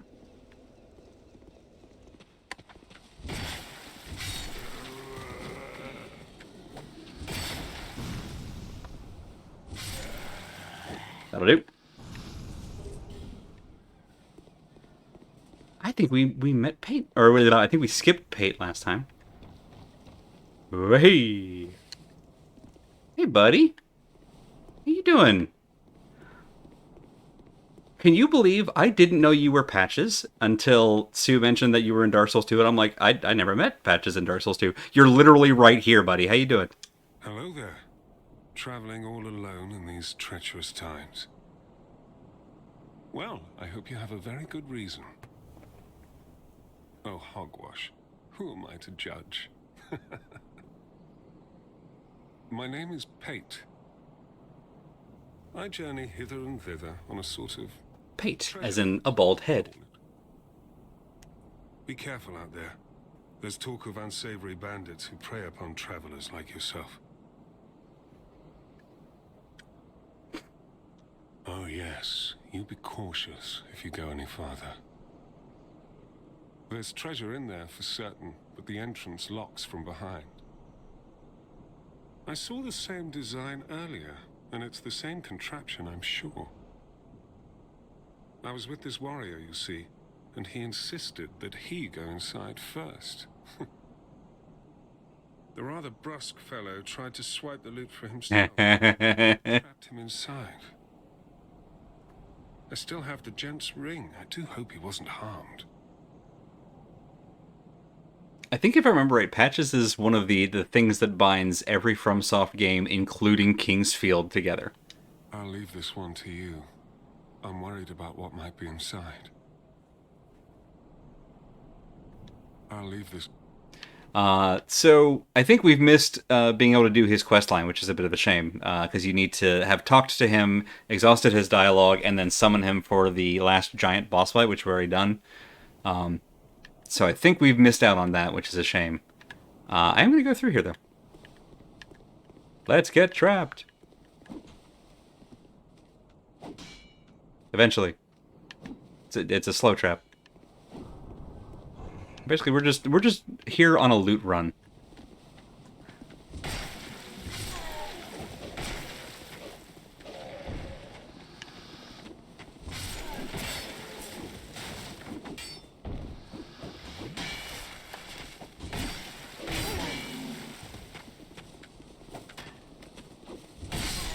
That'll do.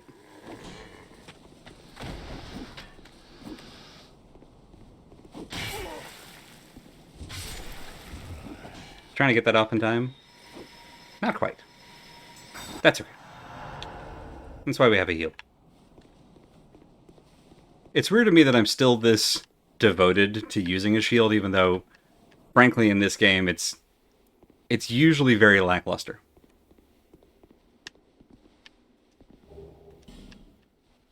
Oh, nice. We can do magic damage on our weapon now. Patches is, in fact, an armored core. He's called Patch the Good Luck. That's amazing. Oh, isn't speaking of the okay, so potential minor spoilers for Bloodborne. If I remember right, Patches is actually like a bald human head on a spider body in Bloodborne, which I think is just cool as hell.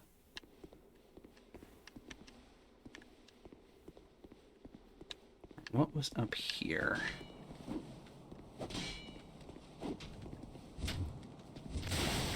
And more importantly, can I make that jump? No. Can I make that jump? Yaha! No. How about over here? Aha! Nope. Well, hang on. No, okay. We cannot Skyrim horse this. Hey, buddy. That hurt. Probably should have healed there, but it's fine. Well, I see you managed to escape. I hope that brave warrior didn't come a cropper. If someone would kindly let Felthree know that we are past the spoilers. Be careful out there. There's talk of unsavory bandits who prey upon travelers like yourself. I do love his voice. But you should take this. How about that? Using my mouse without changing windows. It allows undead to call out for help to one another across the fissures between worlds. With luck, somebody will lend you a hand. Well. Okay, and he just repeats that. Cool. All right. Well, that's significantly more. Oh. Well, there might be a torch in there.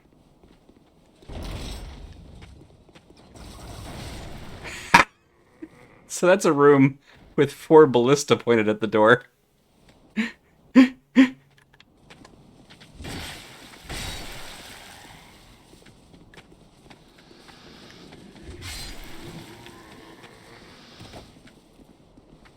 Along then. There we go. Alright. Firebomb, always good. Great soul arrow. Shield! Please be better, shield. Well, it's the most physical defense shield that we've got. And it's also slightly larger, which I'm happy about. Yeah, there's a number of points in the game where you can use ballista. There's one particularly cheeky one in the Iron Keep that I love. Getting hit by a ballista ball hurts. It's true. That's just science. Oh, right. Right. So this is a Pharaoh's contraption. If you stick a particular block in its mouth, I'm not making this up, then it activates a thing. We're going to use one of those potentially when we get back to No Man's Wharf. This is a trapped chest, and I think I'm supposed to dodge to the side. Yes. And heal, because we didn't dodge quite fast enough. I mean, we dodged fast enough not to die, which means we did, in fact, dodge fast enough. That's a little underwhelming. Ladder. Can't see shit, Captain. There are 4 ballista.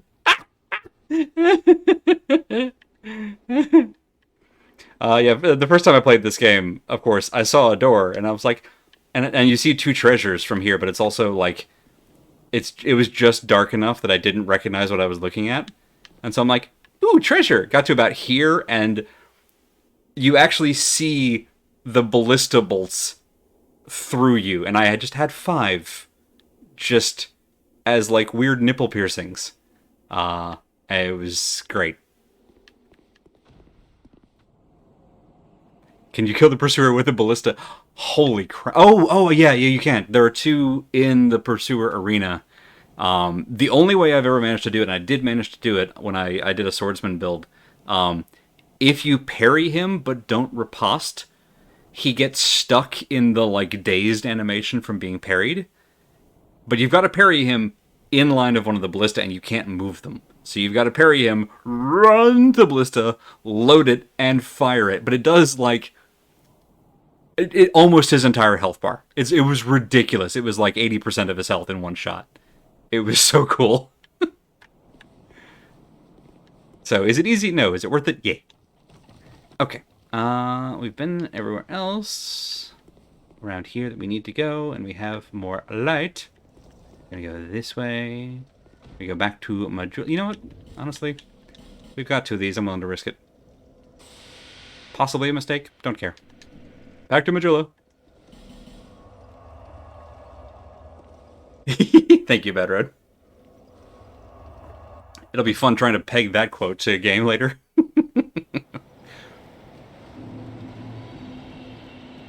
An instant death trap at the start of a game is a tradition in Kingsfield. Dark Souls honestly stacks on it.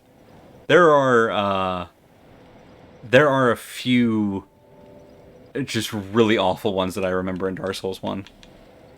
Alright, let me take just a mo. Do some inventory cleanup here. Oh, we have the shard. We'll use that.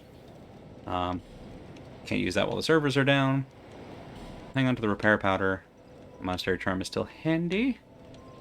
Let's pop some of these souls. See if we can get to 4K. Hello. Is that a shard you found? It is. Here, let me see it. Okay. To see light, to see hope, however faint it might be. I'm a really big fan of the Emerald Herald, honestly.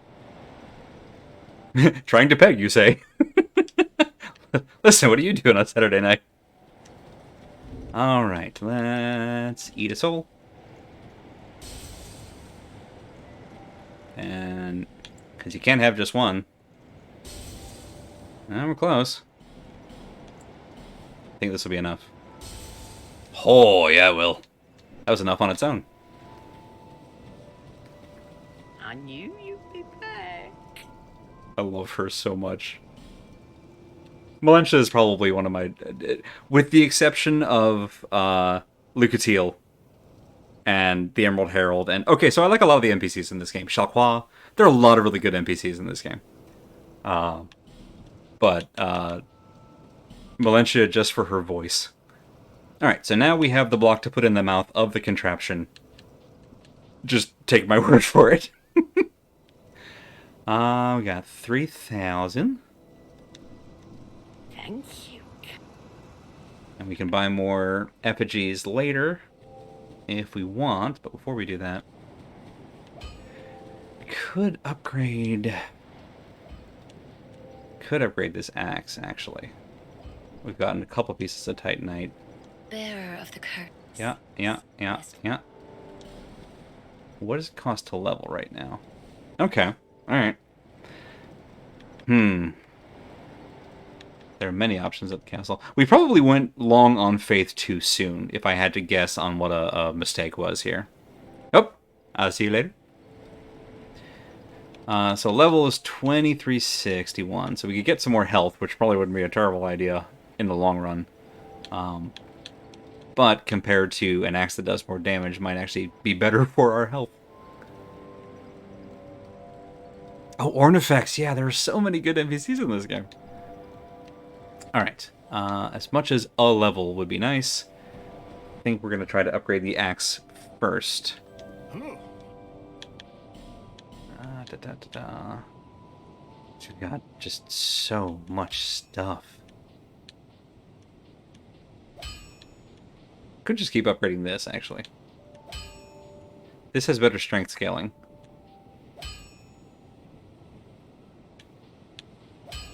And this just does more raw damage and has better reach, though, which is kind of big. The weird part of me... No, we won't be able to... We'd have to go very long on dexterity to get to most of these. What other weapons do you sell? Longsword, not bad. Broadsword, very good. The same battle axe. And mace and a spear. Yeah, no. Okay, we'll stick with the weapons we got. And we will... Okay, that may actually leave us enough to also level. Take it. She calls everyone that. Yeah, so she calls you Bearer of the Curse, which, I used to know the answer to this. It's probably on the wiki. In each game, you are typically addressed by just a generic title. So in Dark Souls 1, you're called the Chosen Undead, which is kind of a funny thing, and I won't spoil it, but it's a very loaded name. And then in Dark Souls 3, you're like the... It has something to do with your connection to the flame. And you're like the Ashen One or something like that, I think is the name. Ashen One, thank you, Bedrod. And then in this one, you're just called Bearer of the Curse. And it's actually very important that everyone is cursed. So Bearer of the Curse actually indicates that you're no one special. Of Dark Souls 1, 2, and 3, this is the one game where you're not like a prophesied hero. You're just a person. You're just a regular Joe. And all the stuff that you do is not because you were fated or destined or whatever. It's just because nobody else did it. And I love that, personally. Right, in Elden Ring, you're tarnished. And if I remember right, I think in Elden Ring, similar to this, tarnished is not unique to you, I don't think. Again, I'm not claiming to be deep in Elden Ring lore. It's very early days. But I believe that Tarnished is also kind of if not a condition that everyone bears, it's a common condition, I think. So you're similarly not a fated warrior. And just on a personal level, I love that. Although, again, I'm trying to talk around this without spoiling it, but in Dark Souls 1, I love what they do with the fact that you're a destined warrior, that you're called the Chosen Undead. And it's good, it's subversive, and I like it. But it's Dark Souls, and their storytelling is not the most overt, so it's also easy to miss. Alright, so we have, let's get a level. Good on faith for a while. Oh, speaking of good on faith, we got a miracle. Strength isn't a bad idea. Adaptability isn't a bad idea. So this will increase our invincibility frames during our dodge roll, but I think I could do endurance, because we have been running out of stamina pretty fast. That's not a terrible idea, but I think I'll go with vigor instead. Then we'll just balance those until we get them both to 10. There we go. So we also now don't have many souls to lose when we inevitably die. Okay, so attune spells. We have this caressing prayer, which cleanses us of things like poison, which we won't get here. But we also have emit force, which will let us do a shockwave. And if I remember right, it's supposed to be a very quick shockwave. Alright, now then. Oh, right, and then the freaking manor. Hang on. God, there's so much stuff we didn't do last time.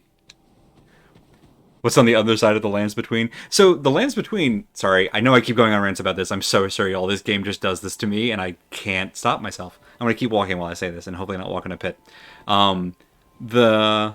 See you, Feltry. The Lands Between is language remarkably similar to the starting area of this game, which is called the Things Betwixt, which, just purely personal, I think Things Betwixt is a cooler way to say stuff between. But Things Betwixt and then Lands Between was the first thing that had me going, wait a minute, is it a Dark Souls 2-ish game? And apparently in a lot of ways, yeah.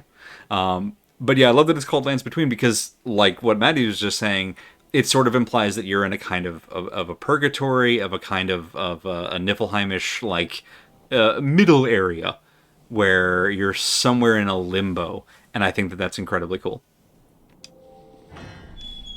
Alright, so that's the key that Kale gave us. I keep trying to call him Cole.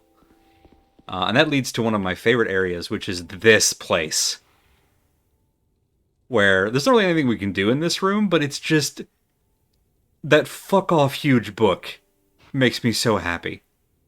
Also, those candles are burning on top of a book, and that makes me scared, but it's fine. They're probably magical books or magical Oh, we just got a lockstone for free.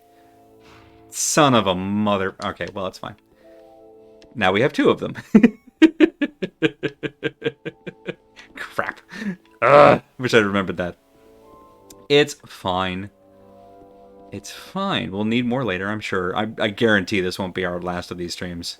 So this is the map that Kale was talking about, and it is, in fact, a map of Drang Lake. And you see this one little magical flame, that's Majula. That's where we are right now. I guess maybe, no, I'm not even going to call it. So, much like in Dark Souls 1 where there are the Lord Souls, in this one there are the Great Old Ones, and as you kill each of them, other flames will appear, and certain, like, key bonfires. So that by the time you finish the game, if you come back here in, like, the epilogue, all of the flames are lit. And what I love is that Kale looks at it and goes, huh, that's cool. I don't know what it means, but wow. And it's just something about the fact that even Kale is like, huh, neat. And that's all he's got. Cracks me up every time. Hi, bud.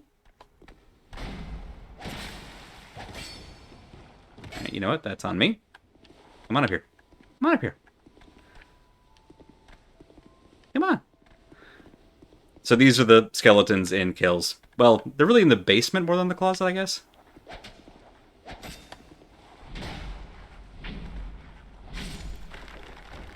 And now, they're in the ground. Oh, human effigy, hey? Alright, alright. It's very dark in here. I'm sure it's fine. Shard. Alright, so we've doubled the amount of Estus flasks we have now. So that's pretty great. Let's grab this thing. Soul Vessel! That could be very handy. We're not going to use it yet. There are only a handful that I've found in the game. I think I found 3 on my first run. But Soul Vessels are a full reset, where you can take them back to the Firekeepers in Things Betwixt, and they will reset your stats to your class minimum, and then you can immediately spend them. Which lets you, essentially, if you get halfway through the game and go, oh, I spent a lot of points in places I don't need them, you can then respend them from the beginning, which is very cool. Shard you've here to see luck. However, So now we have 4 shards, the spell emit force, 10 minutes of torch, and a wing and a prayer, and 30 minutes before I think Slox is going to be streaming some more Kingdom Hearts over on their channel. So, left betwixt or right betwixt? Nice. But on the other side of between was Atlanta. That's incredible. All these fires are places I did stuff. Don't know if that matters. Yeah, I mean, like, you can talk to Kale, and Kale is just... He's so excited to research it and to study it and understand it, and by the end of the game, he still has no idea what it means, and I just... It's so uniquely Dark Souls, that. When even the characters in the game have no idea what's going on.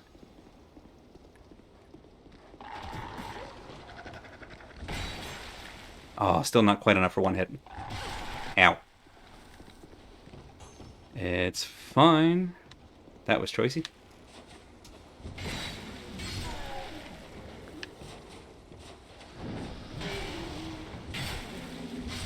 There we go. When lock-on is not your friend, don't use lock-on. Easy peasy. Alright. We have a better shield. Come on, let's go this way. I have a coworker who moved to Between. That's amazing. I'm gonna live in a place called Between. So, probably everybody knows at this point that they're, like, with Wordle getting bought up by the NYT and all that, even before then, I think there were loads of Wordle clones. And one that I've personally gotten really into is Worldle, which is basically gives you a country or a territory, but oh, come on. Come on. There. Just purely by the shape. And then as you input guesses, it will tell you... Crap.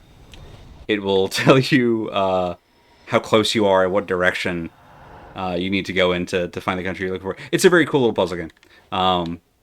And without spoiling it, the one that we had for, I think it was for yesterday, led me to the discovery that there's a small island, literally named Inaccessible Island, where I now want to live. Hey Brad, let's try you again, huh bud? Please don't fall in the drink this time. I've had to mute so many world clone names and block colors to keep the spam off my timeline. Valid. I was really enjoying posting the results, especially with the Townscaper thing, because I thought it made like really pretty whatevers. And then I realized that like everybody on my feed was seeing that from me and 12 other people all the time, and I went, yeah, maybe it's not really worth it. But yeah, there's Worldle, which does the countries, and then there's Heardle, which plays like the start of a song and asks you to guess it. That one's maddening to me. Oh, this is way easier with Brad. I say right as I get stabbed. Oh, hey. That just occurred to me. Oh, you also have that. Buddy, we're heel bros. Oh, that rules. Alright, hang on. Nope, that's not what I wanted to do. Put that away. Toggle. It probably is hurdle because that rhymes. And, you know, it's spelled the same. Thanks, bud. Oh, is Bradley going to leave Cheryl alone? No, Bradley! Cheryl, I'm so sorry. I don't know him.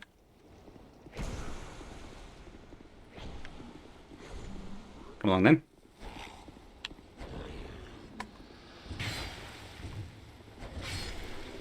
Perfect.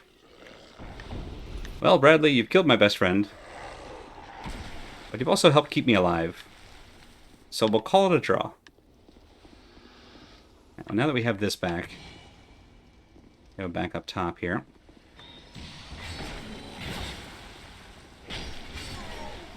That'll do. Ow! How did that hit me? Weird. Oh, the fact that you also have heal, that's incredible.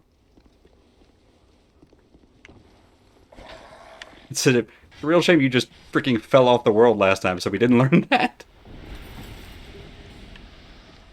There we go. Puppy! Oof. Oofa doofa. You hate to see it.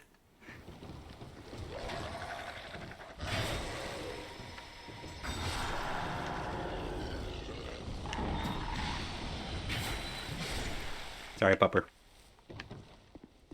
Alright, now then. We now bring this up here. Bradley? Oh, thanks, bud. Bradley wanted to go fight the Taurus demon from Sue's stream. Alright, now then. Back away. Back away. No one has to get hurt here today.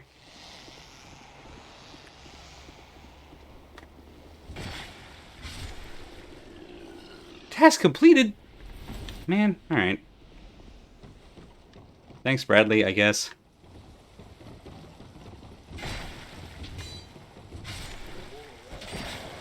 That's right, that's right. Worth it to kill one of them. Ooh! Whew! It's fine. Okay, we're out of heals, but we have much more Estus now. Can afford to drink. Okay, so that got us here.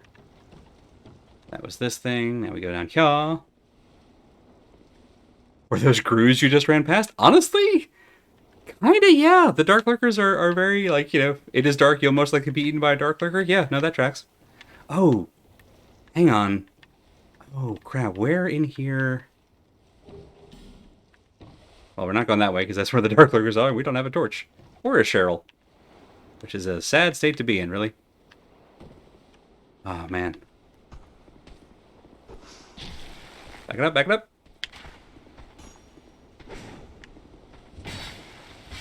There we go. Nope, stop it. The one behind you. It's fine. That's woo. That was a wonky hitbox.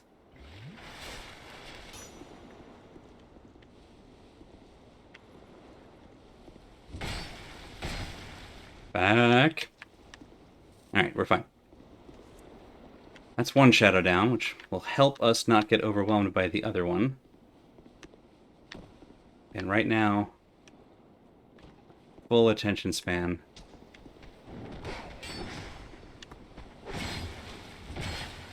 Oh, come on. Yes. All right. Good. All right. All right. It's an awful time to be randomly faced sideways, but it's fine. Let's see. How do we want to do this? How do we want to do this?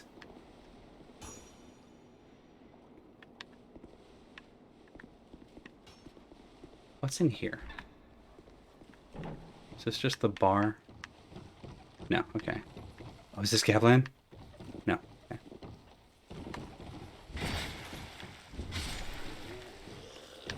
Alright, alright. This is Gavlan! Hey, buddy! Who are you? I, Gavlan. Gavlan will, Gavlan deal. Gavlan wants soul. Many, many soul.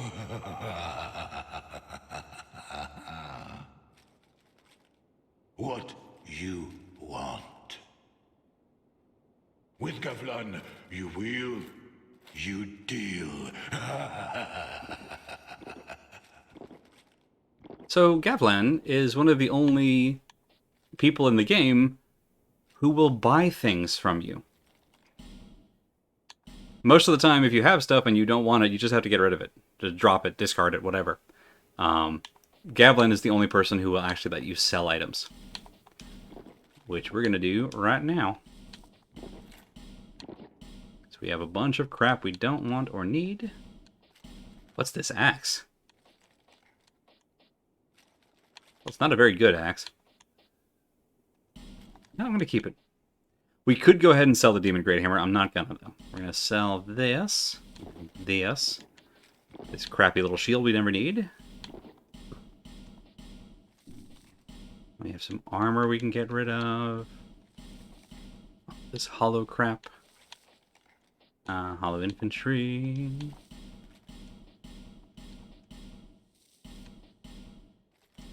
I want to keep at least one Vangarian set, because that stuff can actually come in handy. Those aren't worth enough to sell, really. Ditto here. We want to keep all of our stones. Alright. Good news is that got us up to 8,000. Gavlan the Wheel Merchant. Yeah, with Gavlan you wheel, with Gavlan you deal. You'd get moss, which we'll need later, but we kind of don't, because I'm playing a cleric now. Oh! Yeah, we're getting this. The Ring of Giants. Gavlan will, Gavlan deal. Gavlan wants soul. Okay, you say the same thing. With Gavlan. There we go. Gavlan. Nope, dang it, I did it. Sorry, buddy. I meant to do this. Alright, well. This here. So, Poise will allow us to take more hits without getting staggered. Which is very nice, and a thing that we really could use a lot of, honestly. Shortcut.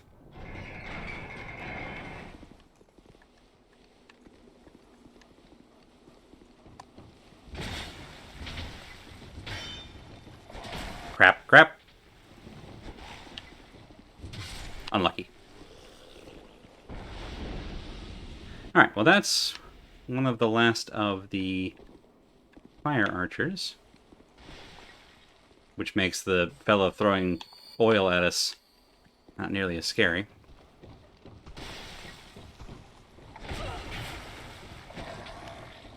Crap. Come on. Freaking stun lock here. Yeah, yeah. The 3-hit combo and the kick, if we can't, and there's no room to dodge sideways because we'll fall right off into 3 dogs and their best friend, meant that we just spent like a minute there unable to do anything. Which sucks. Alright, so. And we still, because I got greedy, did not go and do the other shortcut that I actually needed to do. It's like I'm allergic to progress.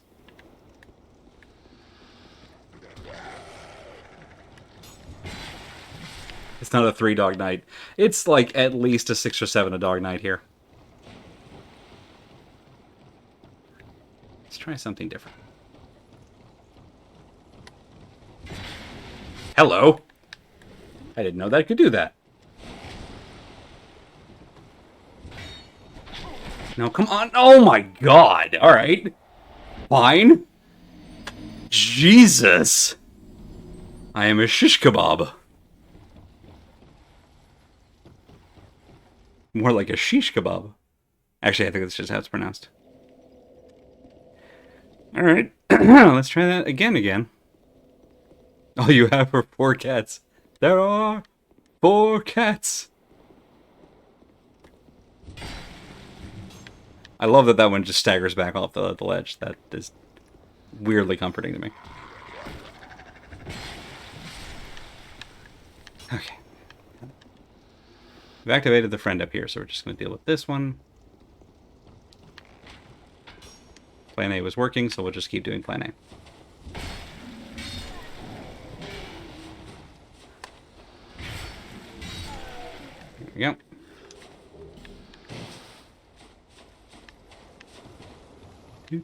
Up we go.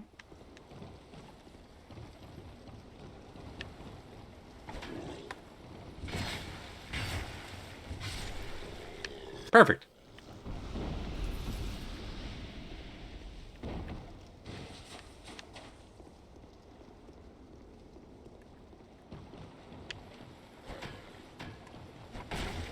Come on. Alright, fine. Here.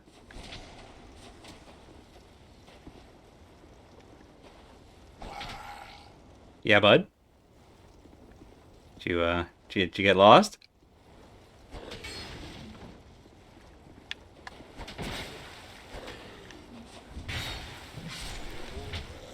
Alright, now then. Chime, heal. Bong! There.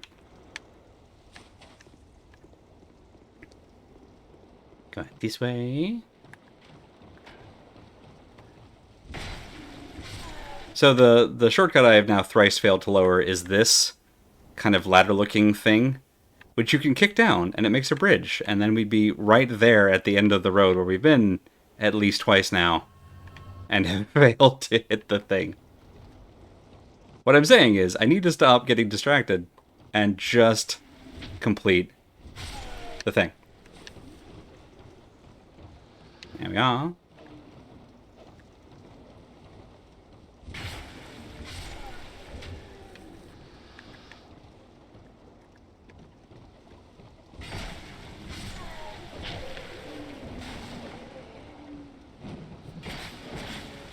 God, I could jump attack?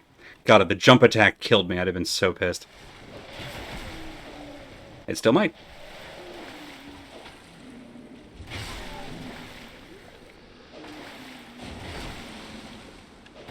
Are you kidding me? Kill him! We're at that point where we have just enough damage to regularly have enemies with like a sliver of health. Which is just the worst. No, it's not. No. Okay. Put that away. Pick up the thing. Ahem! Now then.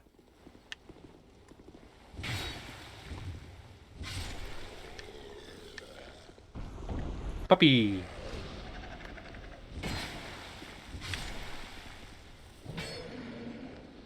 That's fine. That's fine.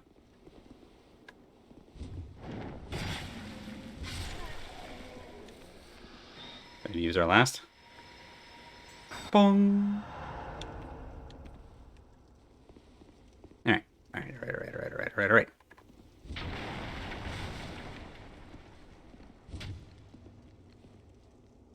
Wait for it. Eh. Crap. That's fine. Now then, we have throwing daggers. What did we do last time? Oh yeah, we went into the shame corner. Can I get your attention?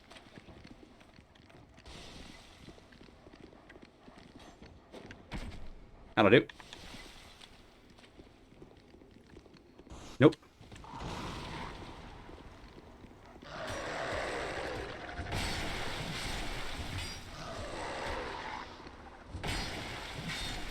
All right. First hurdle.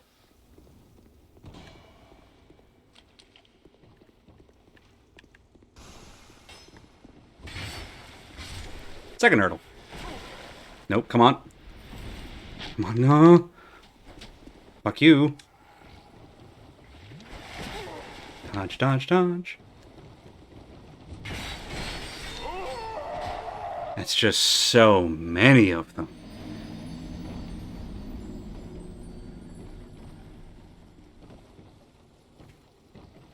So that would have been a smart time for me to... No, I was about to say that would have been a smart time for me to fall off the roof, but I was actually low enough on health. Falling off the roof would have killed me. We were just... The second that we came in here without having a spell like Lightning Spear or being able to use a crossbow, we basically signed up for... Oh my god. Okay. I think that might signal the end of our run for now. fucking kidding me with this?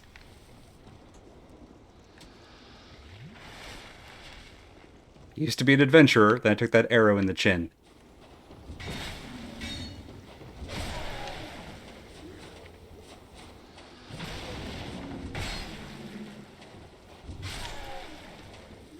Alright.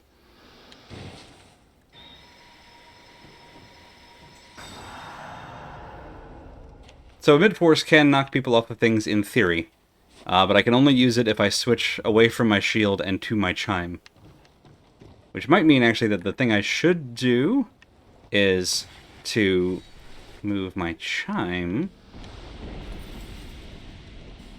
over here so that I can shield and spellcast.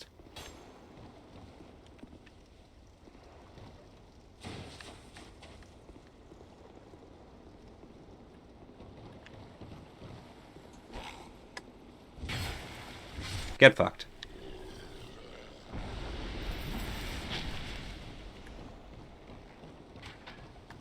Your turn. Okay. He has a new character, Emmett Force. Yep. That'll do.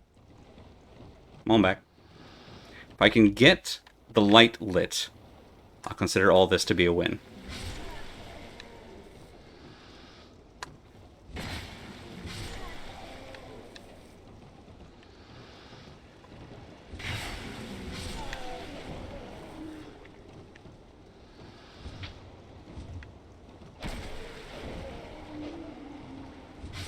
There we go. But yeah, in a situation like we were in last time where we were just... No, come on. We've been over this. The thing. There we go. Alright, now then.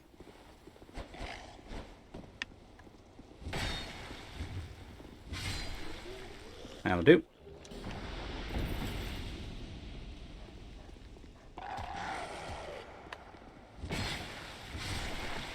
It occurs to me, actually, do I have a bow? I can't use it, that's why. That's a pretty good reason. Alright, now then. Hot chop. And hot chop. Okay. Smash. So what we'll do this time, instead of just trying to rush that corner, is we'll get the dogs, and then I'm going to attempt to bait the Vangarians down this corridor. Stop the thing you're doing.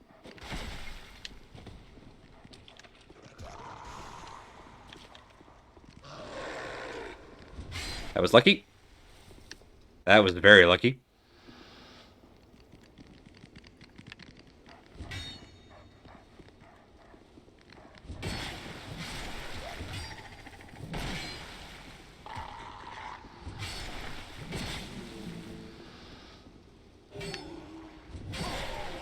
I'll take it. Right. Now I've got to get used to... There we go. Remembering which hand that's in. There we are. Back to mid-force. Stuck on a ledge. Okay. What if I go here? What if we go shame corner again? What happens? That one didn't aggro. That one did. So now if we run back here. Ow.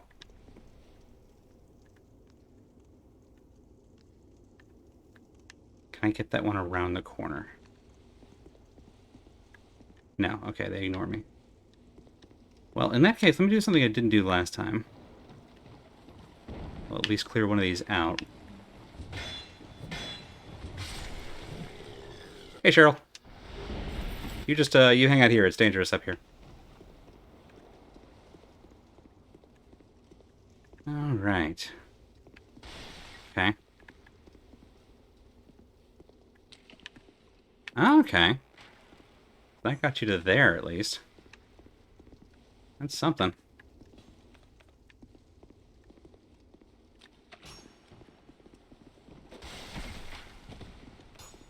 Okay. Okay, alright. Now run.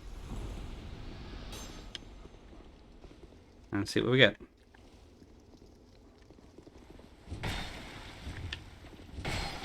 Ah, oh, fuck you and your arrows. Woo-hoo-hoo-hoo. Okay, alright, alright, alright.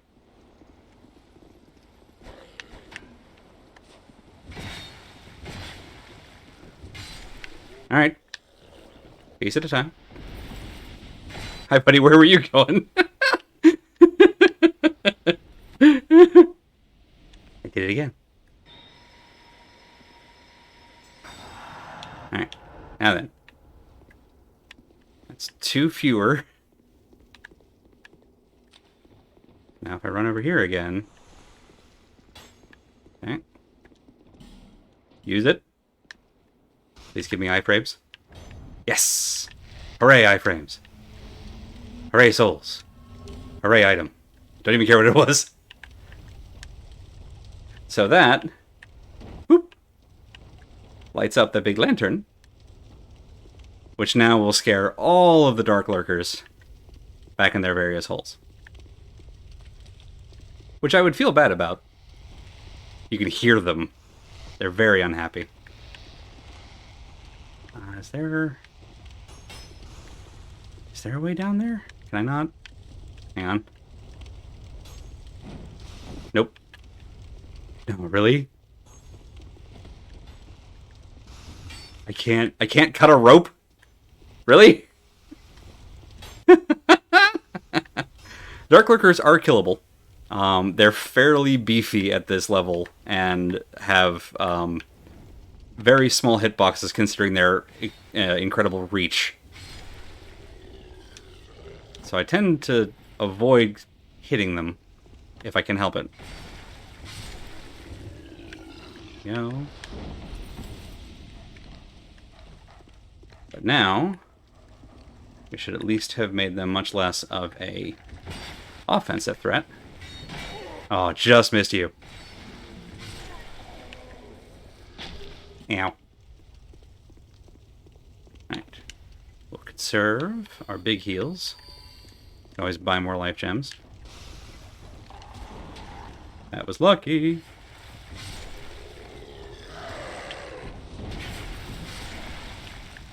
Alright. We got 6 minutes. Let's see if we can at least lower a bridge. And I'll call this a win. Alright, so now we don't have to worry about Cheryl. And leave her safe and sound where she belongs. With her boxes. There we go. Still have to kill all of these folks.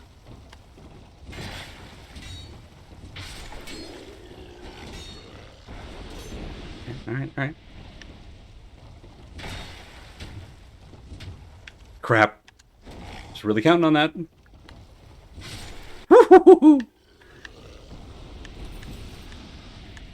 General rule of Dark Souls, never fight on stairs. It almost always ends bad for you. Bonk. Right. Bonk. Bonk.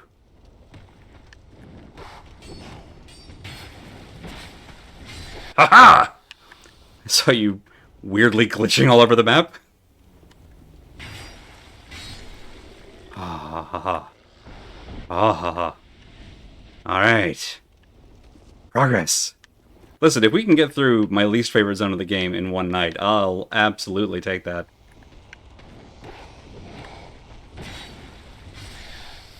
Goodbye. The Shadow Assassins drop some of my favorite armor pieces in the game because they have like a cool looking like crow mask, and some very good armor in general. Call it a comeback. I don't get iframes on that? Screw you. Okay. Alright, okay. So that is the bridge that will now take us to Troubled Waters. Not over them really. And at the in the belly of that particular beast of a ship is a boss that we don't have time to fight tonight. I see light, but it remains dim. I am Carillion, and I've no interest in the magic impaired. Wow, rude. What is our intelligence? I think if he works like Falcon the Outcast does, we need 8 intelligence before he'll even talk to us. Which is rude. Hang on, we can... Got a throwing knife back. Ah!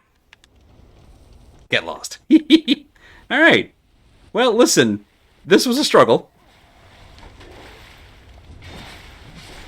Still is, apparently. But we got permanent progress. We got the shortcut we need that will allow us to open next time by taking on the Flexile Sentry and heading over to the Lost Bastille, which is cool as hell, and a pretty solid win, I think, all around for Nikki 666.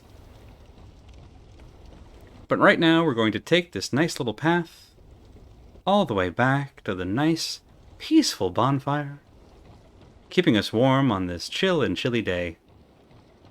And that's where we'll call it a night. In just a few minutes here, over on the Xenon Fiber channel, I believe the eponymous Slox will be doing a Kingdom Hearts stream. There you go, this actual minute. Perfect. We will send a raid your way. And I will tag out here. Thank you all so much for coming along on this one. I hope you enjoyed, despite the lots of lore dumps and also just me really beefing it on the combat stuff. We'll be back on our regular night Monday at 7 p.m. Eastern with original Final Fantasy 1, which we're kicking off. Might be a one-off, might be a long play. I don't know. We'll figure it out. We'll talk about it on Monday. Right now, head on over to Xenon Fiber Stream and watch Slox play Kingdom Hearts. See y'all next time.